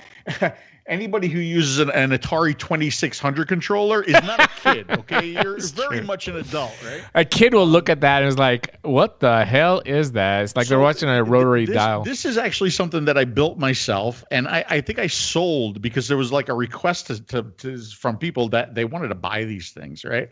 So I think I made like a total of 5 of them.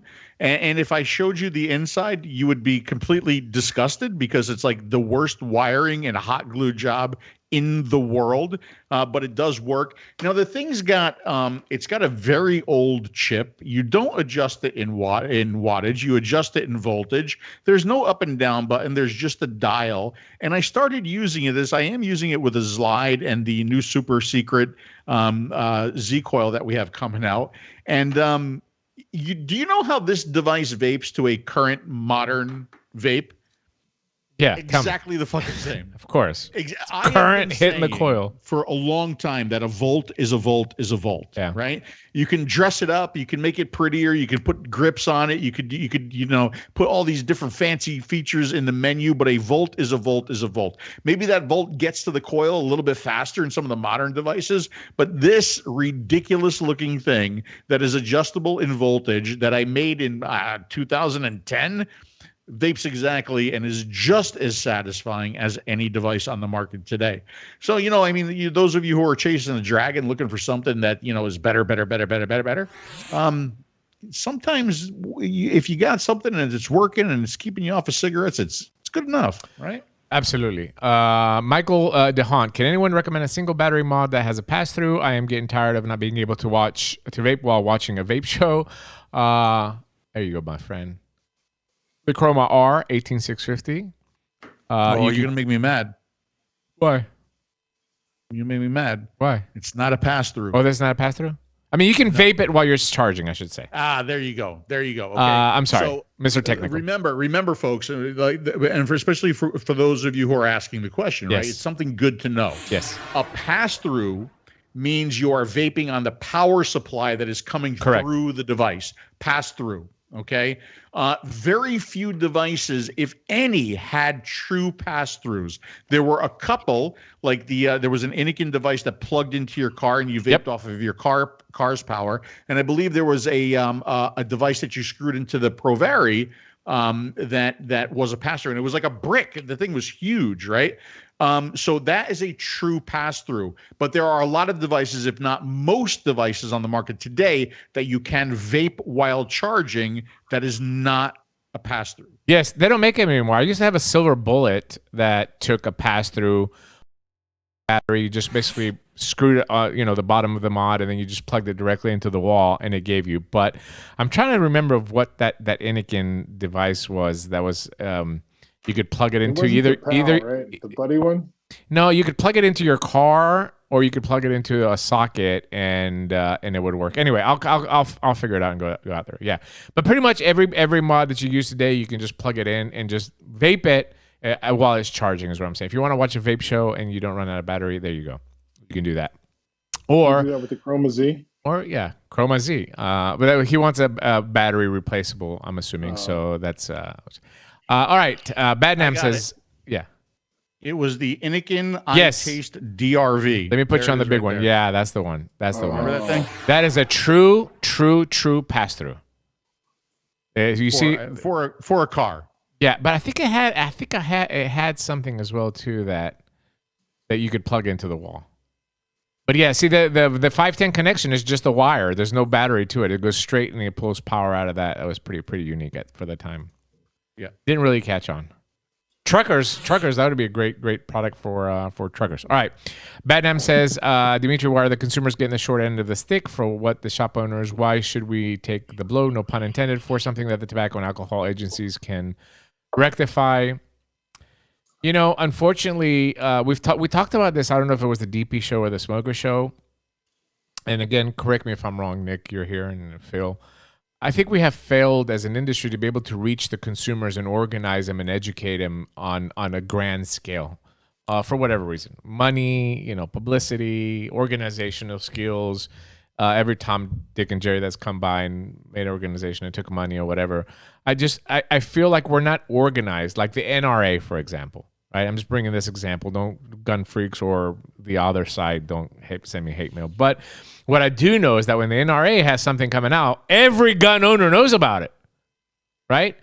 So we're not in that scale yet. And I hope one day what we are, but we simply can't reach consumers on a grand scale with a common message and get them educated on that topic. You agree, guys? I have to agree. We're fragmented. We've got too many different platforms. We've been led falsely by so many. If we could just get behind one and everybody come together, that would be different. NRA, there's one. Yeah. If we could find one or create one and have one, I think that everybody would jump on it. But everybody wants to branch off and do their own thing because they think they can do it better. We just need one group to lead, a group of individuals, and get that messaging out. Until we can do that, we're going to continue to fight the way we do. Yeah. Little battles, little battles, little battles. Troy says, using the Pico, my neighbor's using the Pico from Phil. I won from Phil years ago, along with a K-Fun and cinnamon Danish recipe I gave him years ago. Wish I could be simple like that. And I think there's a lot of people. Like, there's a lot of people, they find something, they like it, they're done, they don't want to deal with anything else, which is another problem with getting consumers activated. Once you find what you like, if I wasn't doing what I do for a living now or being involved as I am in the vaping industry, I'd probably be the same. I'd probably would have stopped at the K-Fun. I was stopped at the K-Fun, couple mechanical mods. I can build it to around 1 ohm. I'm done. Yeah, I don't need anything else. I'd be happy for that for the rest of my life vaping that. But there's a lot of people out there that are like that. They don't want to deal with this. They don't have to show up to the Capitol or go write their legislators and all. They just want to vape and not smoke anymore. Question from 𝗃𝗓𝗠𝗏𝗔𝗏𝗏𝗏𝗏𝗏𝗏𝗏. Smoke. Right? You go down and get a pack of smokes and a lighter, and you're done. You don't have to fight for the right to do that. And and Marlboro or Altria will never ask me to go write their legislator. Never. Right. We'll just pay more taxes, and we're still going to continue to get cigarettes. 𝗃𝗓𝗠𝗏𝗏𝗏𝗏𝗏𝗏, what's up, my friend? Nice to see you. Question: is it worry about benzoic acid consumption that empowers the want to convert salt users to traditional nic? You want to take a stab at it, Phil? No, I don't, because I don't know enough about it. Yeah, I'll be honest with you here. Okay, so my take on it is 12 milligram has worked for me to get me off. So when I started with an 18 and I quickly went down to a 12, right? And that worked for me. And that's not going to work for everybody. That's why, we had 12 and we had 18 and we had 20 and we had 24. My concern about a 50 milligram being out there is that it addicts people, right? Initiation. I think it addicts people a lot quicker than the standard nicotine. We'll call it standard nicotine. And I think it's part of the problem that we're seeing with the kids using it because they get the buzz. I don't think the kids care about the flavors. I honestly don't. I think they would vape shit flavored if they could get the buzz that they get from the 50 milligram. I mean, they vape shit flavor when they smoked, right? Absolutely. But so that's my take on it. Look, if you can have a smoker who successfully converted to a 50, stay at the 50 milligram. If that's what you need, stay there. But my concern is that milligram being there is working against the industry because it's bringing the kids in to use it. I hope that makes sense. So 𝗃𝗓𝗠𝗏𝗏𝗏𝗏𝗏, I'll agree with this, and I expand on this a little bit. There's a fine balance. I've talked about this with a lot of professors in Europe, and there's a lot of them want to have a high nic because it is successful for people that are very that need that high nicotine. Like very heavy smokers need those high levels of nicotine. There's no doubt about it. But we need to be able to find a balance. What is that number that helps the most amount of? You're not going to convert everybody to vaping. Let's just face it. I wish, but that's just not going to happen. So we need to find that number of what that balance number is that can convert the majority of smokers that want to try vaping and not cause initiation as well too. Keep in mind that salt nicotine was not invented because it's better at helping smokers quit. Salt nicotine was invented in order for small, very low powered devices to be able to deliver more nicotine in a way that it doesn't affect the throat, right? So they remove the throat hit in order for you to be able to consume more nicotine in very low powered devices. That was the reason why salt nicotine and this whole chemical process came about. However, throat hit is part of smoking as well too. So now we've removed the throat hit. They're getting a lot of nicotine, but might be satisfied with that throat hit. So we need to be able to find that balance. I don't have nothing against salt nicotine at all, honestly. And I think that every scientist that I've talked to doesn't have. Well, I mean, some of them do have a problem with it for other reasons, but not for the specific reason. So balance. We don't have initiation. In a perfect world, what I'd like to see is being able to have nicotine levels up to a point capped, and then beyond that, for adult smokers that really need higher nicotine, some way to be able to monitor or control how they get this higher nicotine. Okay, that's my ideal world. I wish they did that in Europe today, because there's a lot of heavy smokers in Europe that can't quit with 20, but that's not the case. So I hope that answers your question. You know what's interesting too there, D, is that when we think about devices, and when you think about the story that you just talked about with Salt Nic, the history of Salt Nic, why Salt Nic came about, because it delivered a higher nicotine in a lower powered device, right?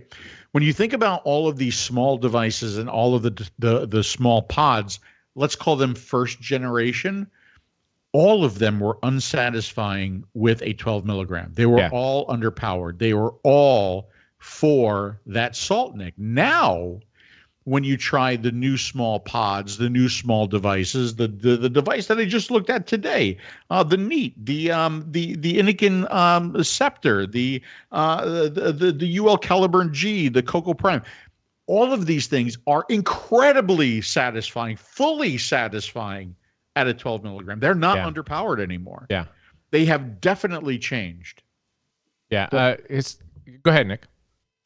The devices that are on today, if you can get them to a tighter airflow, and a 12 milligram should work. And I think a lot of people in the chat will agree. Most of them probably quit, those that are vapors right now, without salt nicotine and currently use 12 or less. It was satisfactory for us for a long time. Yeah. Why, I don't understand why we needed to introduce that as a industry. Well, because somebody got paid $13 billion for it. That's why we got right, but create a demand. The only way that you can create demand in America is if kids use a product. That's the only way they do. That's why everybody's advertising on TikTok. Listen, that's how people make money in America, and these companies knew exactly what they were doing when they introduced this product. Well, once the people that had already addicted a bunch of kids knew how to do it, entered into the vape industry, that's how it happened. Yeah. By the way, Kid Bass says kids only like 35 to 50 nicotine levels for that buzz.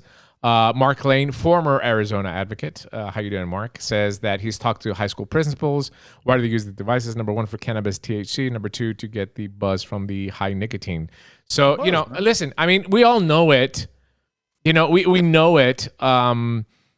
Unfortunately, this industry, takes their head and sticks it up their ass when it's not convenient for them, right? They try to justify it. Oh, I'm selling these high nic disposables because adult smokers need them. Okay, listen. Hey.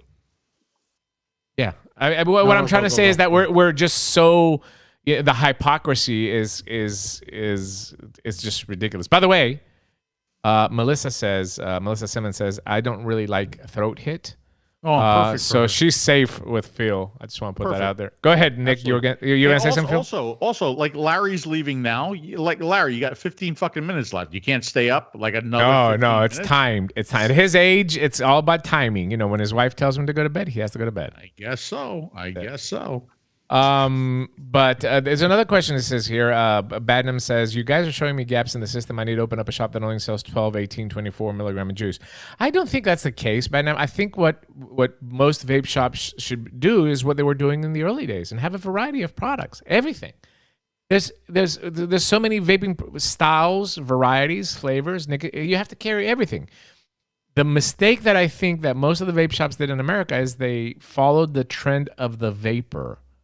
They're only carrying products that vapor were using and whatever was hot at the time. Donuts were hot. 𝗂𝗵𝗶𝗃 donut. Yogurt was hot, 𝗂𝗵𝗃 yogurt. Strawberry cheesecake or milkshake, or that milkshake, whatever.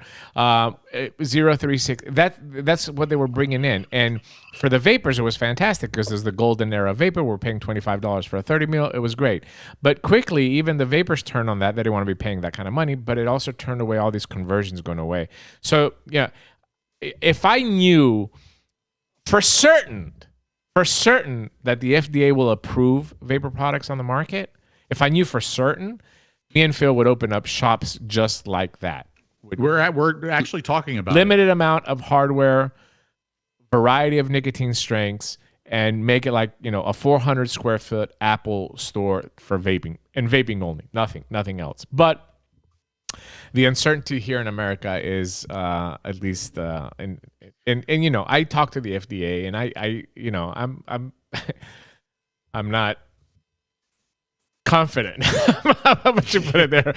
I'm not confident. I mean, I can make a prediction if you want, but and this will be, of course, on YouTube a few years from now. We can go back and look at it. But I predict that under 15 companies will have products approved on the market when it's all said and done. Under 15 companies, and they're not going to be the products that me, you, and Nick enjoy immensely. Let's talk about another clarification there. Like when you say we're going to open up these shops potentially if we get a little bit more confidence, right? And you say vape only, you can't say that anymore, though, can you? Right? Because I mean, vape is a verb. Vape applies to THC. Vape applies to CBD. So I think we need to say nicotine vaping or tobacco harm reduction or cigarette conversion. Right? Like vape doesn't work anymore. If you have a vape shop, that could be many things now. Yes, you're right. Yeah, it's convoluted, and it's convoluted from our own industry as well too. Go ahead, Nick. No, I agree. I mean, tobacco harm reduction is it. We need to change that whole thing. Yes. The conversations are starting here in Florida that, they're not vape shops. We're tobacco harm reduction retail stores, specialists, experts, whatever. But it's got to change because vape is so synonymous for so many other things. I agree with you, Nick, but it has to be frustrating for you because I know it's for me leading the Tennessee Smoke-Free Association all these years that I put so much hard work and effort into creating this networking with politicians and explaining to them what THR is. And we don't sell combustibles. We're not big tobacco. We're not this. We're not that. We don't sell weed. And now, if any of those politicians decides to go into some of these stores, we're fucked. They're gonna come back and say, hey, what have you been saying all these years, right? I walked in over there and this guy was hugging flowers. I swear to God, this guy today, Phil, had like 10 bags of flour, and he was so proud of it, like it was his babies. It's like, look, oh my God, I'm gonna have this in the store tomorrow. You know what I'm saying? But I mean, it's frustrating. I missed that one. I can't. Yeah, well, just look on Facebook, you'll find it. Yeah, I unfriended them. I can't stand it. I'm starting to unfriend people that do that. I can't stand it. Comment from Bill. Remember years back when the FDA, CDC, and ANTS were vaping heavily and becoming addicted to nicotine, but that stopped when reports showed that 80% of the they're talking about kids, but that stopped when reports showed that 80% of the e-liquids they were vaping was zero nic. So then they promoted Juul to make it more popular than zero nic with youth, and that is absolutely true. It's just another, the government did more for Juul than what Juul could ever do for them. The truth is, back in 2016, kids were vaping for the clouds, just zero nicotine. But Juul came along and our fine government and the antis just really promoted it. And I mean, I don't know. When I was young, if I heard I can't do something, the first thing I wanted to do is go do it. Hell, I even want to do it now, and I'm an adult. If you tell me I can't do it, I'm going to go do it. Yeah, absolutely agree with that comment. But anyway, yeah. So, your plans for the future, Nick, I'm assuming you're not going to stop? No, we're not stopping. Right now, we're just going to try to level out. Keep the team we have. It's really hard finding people to get behind the counter. Our family's only so big, and be that professional for our conversions. And we're going to hold at 5 for a little bit, see what happens, and go from there. Yeah. And, so wait for everything to settle and the industry to reset after all this flipping around. We've been doing it for years, and move forward, man. Do what we do. Yeah. This is a really good comment in the chat. I want to, oh boy, do I want to touch on this.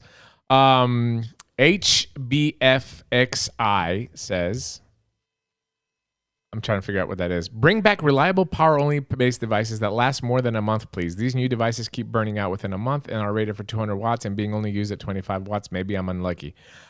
No, you're not unlucky. The truth is that devices have become disposable. I mean, that's the truth. Phil, you will agree. I mean, you have a reviewer every week, and now they're showing you some new shiny thing for like 30, 40 bucks. You pick it up, and if it breaks, you throw it away, you go buy another one. It's not like it used to be. It's unfortunately, I mean, you know, you'd buy a device back in 2013, you spend $100 or $150 on it, that damn thing better lasted, right? But now devices have become so cheap, they've become literally disposable. I mean, it's not like it used to be, and you don't have that high quality manufacturing anymore. There's just so many millions of products being made that, you know, most of the vapors that buy them expect that, and they don't see nothing wrong with that. The majority of consumers, I should say, Phil, maybe I'm wrong, you know better, you still review, but most of the consumers are like, I bought it, it broke after a couple of weeks, I bought another smock, whatever. Yeah. It's almost like those are the people who have been in the industry for a long time. Those are the people who have been vaping for a long time. They're like, okay, that one died, got to go get another one. Yeah. But those people who like just got in and did the conversion, and they're like, my shit just broke. It only lasted like a couple. Why did it only last a couple weeks? You know, and it's really, it is too bad. It is too bad because the people with experience, they have the experience, they know what to expect. And it's too bad. You know, I think there are still some devices out there that are clearly better than others and that are designed to last. But I mean, you know, it's like you have to go into maybe the world of the high ends to get something like that and spend a little bit more money. But like all my 𝗃𝗏 still work. Yeah. My Radius still work. Like all that shit still works. Right. Yeah. You know what? They just don't make them like they used to. Yeah, that's exactly right. Hey, have you bought a car lately? It's exactly the same way. I was going to say that is that all those old devices that we have are on a shelf waiting, right? Yeah.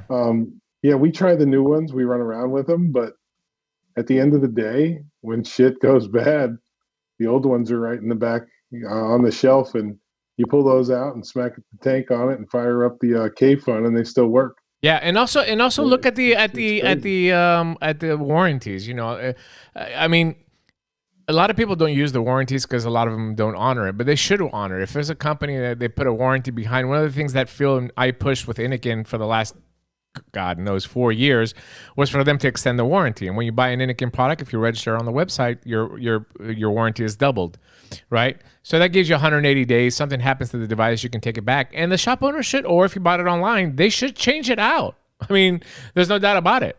But a lot of them don't do it, or a lot of even the consumers themselves, they're like, I'm not going to go through the hassle.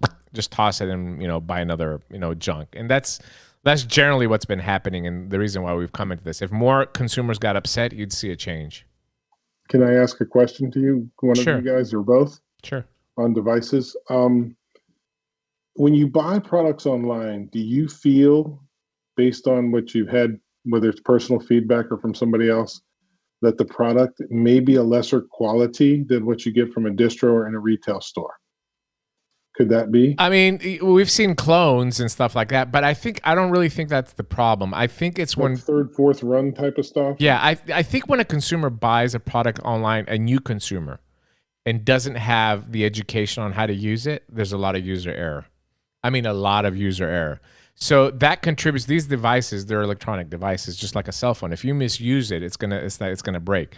When you go into a vape shop, if you go into the right vape shop, right, and they give you a device and they spend 30 minutes with you showing you how to charge it, how to clean it, how to not. We were literally in Greece. I think Phil was with me that time. This lady comes in she had an Inikin a tank so screwed onto the 510, Nick. I had to get pliers from the stock room to take the tank off the device, right?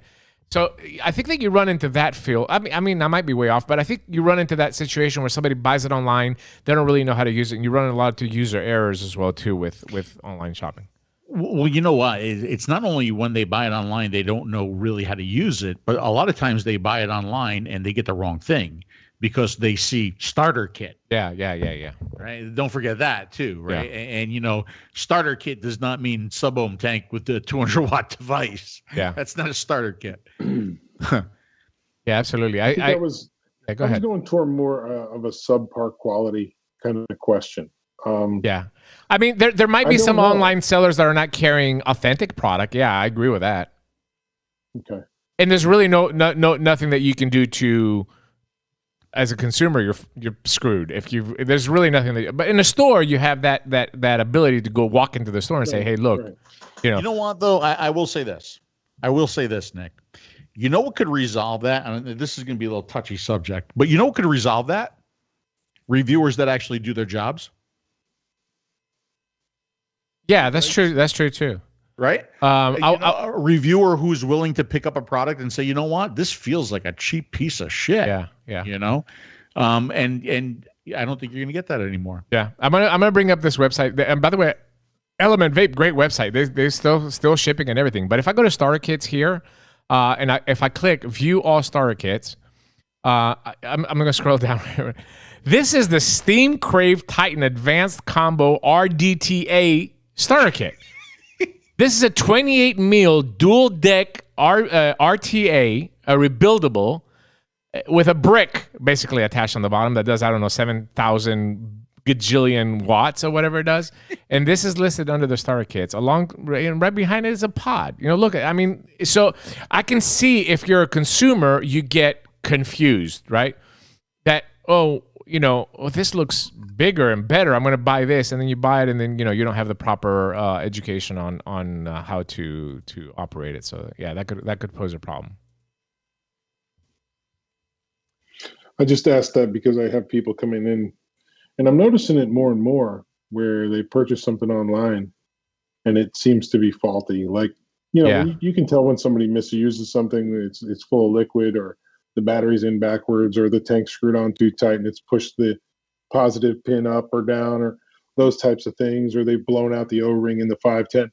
Yeah. These are devices that appear to be unblemished, but they just don't work. Yeah. And I didn't know if there is maybe, I'm sure there are sites out there where these people are led. Sure. And I didn't know if there's like a third, fourth run kind of subpar quality kind of stuff out there. I mean, I can speak for the Chinese manufacturers that we have visited, no. But we do know that the same product is being cloned or made somewhere else, and it's being sold and mixed in with either authentic product or just straight up, clones of product that just don't have the same quality. And sometimes you do have a bad run as well too. If something goes wrong in the assembly line, there might be a whole batch of product that comes out bad. We've seen this happen multiple times with Chinese companies. Yep. My favorite one is when somebody buys it online and brings it to my store in Greece, one of my stores in Greece, and says, I bought this online, you need to exchange it. That's my favorite one.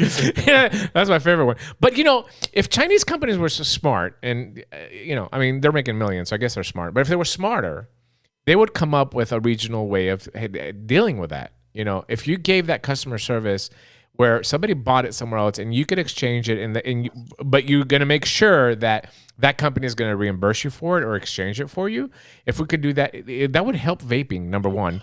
Number two, it creates brand loyalty to the product, right? If you're able to resolve your issue very, very quickly. And number three, it drives traffic into your store. But good luck getting the Chinese organized to do something like that. We can't even get them to get the same type of O-rings on there. Speaking of insurance company, I have insurance. I have an announcement. The new 𝗂𝗀 is going to have a blue O-ring. There you go. I gave away a secret. That's all you're going to get, though. That's all you're going to get. You do realize now that you've said that, everybody's going to make blue O-rings? Well, either that or it's like slim to none that it'll actually happen. Good. That is the goal. That was the goal. It's gonna be exciting. Yeah. Really quickly, some house cleaning. Oops, that's not the right camera. I sent a package. This is just my luck, Phil. Just my luck. One of the winners of I think it was a YouTube here comment. Somebody left a comment. I sent a package to Germany. The guy was a winner in Germany. So I packaged it up. I paid, I don't know, up the ass to send it. And a month later, it comes back. I don't know why. I can't read German. but I don't know. Either it was denied or the government didn't let it come in. For whatever reason, it came back to me. So I put it back on the platform group for somebody to win. It's a Coolfire 4 Plus, which is very rare. Brand new in the box. And Aries, 𝗧𝗏, Pact coils, and 2 bottles of delicious 𝗵𝗵𝗀𝗏 PP Tears a la mode. Delicious. Oh. It's very, very delicious. I had made that to send it to Germany because, I was a nice guy. So we had some comments here, and I've got the list ready to go to see who's going to win it. I'm going to go slowly here, so make sure you see your name and you're not bitching to me. I wasn't on the list.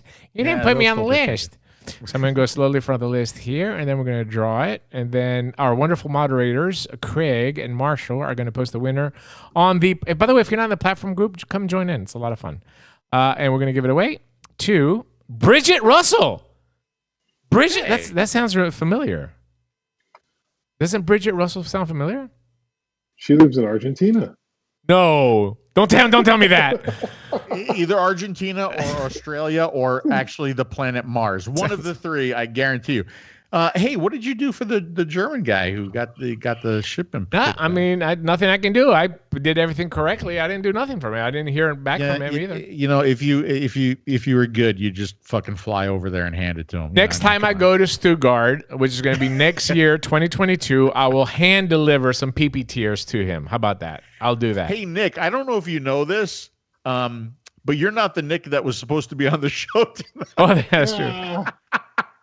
You texted the wrong Nick? No, here's the thing, right? So Nick Grimm Green was he was in the chat last week, and we've been trying to get him on like a smoker show or a DP show, and he doesn't respond to his Facebook messages that I send him. He doesn't know how to use Facebook well, Phil. Come on. Yeah, I mean, this is a guy that's knee deep in technology, content creator, RGB lights, 17 cameras, but he cannot use Facebook. You don't have Nick's number? I'll put it in the chat.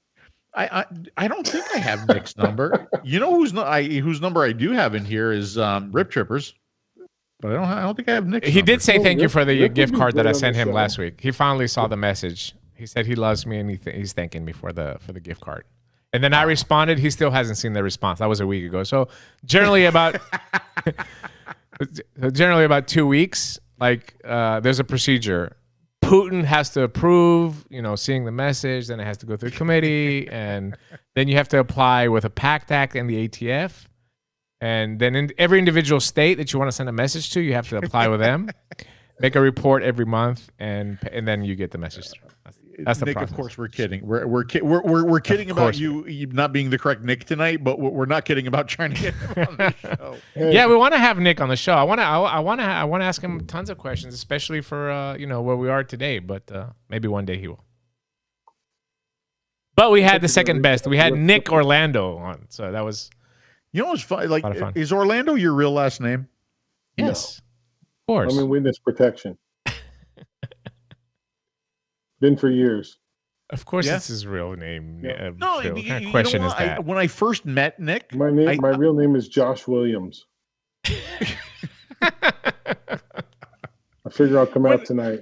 When I first met Nick, I and this is back when I lived in New York, right? I thought Orlando was like a nickname because you lived here in Florida and you were close to Orlando. What the fuck do I know? Right? I didn't know. All you gotta do is just ask your secretary, man. Seriously. You had it nailed. It's Josh Williams. You want to talk to Grim Green? You leave a super chat on his live stream. Oh! I didn't know $20. Hey, Nick, will you join the show? Yeah, I was like, what? Why the hell did I send him a Starbucks card? I should have just sent him a super chat. That's funny. That's funny. Nick, thank you so much for coming on. We really, really appreciate it. If you're in the Florida, tell us the locations of your stores. Tarpon Springs, Florida, Largo, Bel Air Bluffs, Bradenton, and the new Englewood location. If you're in any of those cities or nearby in Florida, especially with that Pact Act right around the corner, go by the Vapors Depot and check out Nick and his staff. Wonderful people. Always a good time. And beautiful stores, too. By the way, Nick, send me the information on all the stores, and I'll go ahead and post your store addresses and your store information with what Dimitri presented tonight on tasterjuice.com with the replay as soon as the fucking site goes back up. Okay, that will be in 2023, by the way, Nick. 2023. I hope you have more and as always, Nick, if you need help with anything, anything that I can do to help with the situation in Florida, and you talked about maybe having events at your shop again, I'm close enough. Make sure you let me know because I will be there. Okay. Well, we're gonna see you soon. Me and Dimmy are gonna make a trip, so we're gonna do it. We're gonna make it happen. We got a little further, but we're gonna have a party at your place, so be ready. Yeah, we're gonna make it. It'll be nice. Fill that house up with people, and maybe we set up a DJ rig and just have a good time. Phil, I missed that. That would be fun. That would be fun. Does really piss off the neighbors? Everybody needs to be vaccinated, though. Yes, we're gonna do that. I got my cards. All right, just want to make sure. But yeah, thank you guys. I enjoyed it. It's great seeing you both, Dimmy. Good to see you back.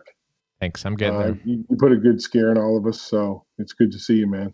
Yeah, don't say that now because Phil's going to be like, oh, everybody's paying attention to Dimitri because he had an accident, blah, blah, blah. You know how he is. He just gets put. I went and saw Phil, though. I gave him a hug. Took a ride on his boat. We had a good time. Whatever. And yeah, Phil's a great host. Every day, every Tuesday, I'm halfway there, so. Yeah, Phil's a great host, and yeah, I'm looking forward to getting out. It seems like I'm going to have some traveling. I got a client in Dallas. I need some work. I'm going to go down there. Then a client in Orlando. I need to come down there. And then it seems like things are getting better. Then I think I booked my ticket a month from now. I think May 20th, I'm going to go down to Greece just for like a couple of weeks before Connor leaves. I got some loose ends to finish up over there. Some tight ends to finish up over there. But it seems like maybe we'll be able to get back into the swing of things. I just miss hanging out with people. I really do. Yeah. I'm sure people miss hanging out with you too. So. Oh, that's sweet. Make sure you kiss everybody for me and your wonderful grandkids and all. Oh my God, that's taking over. They're taking over the world. Yep. Thank you, guys. Phil.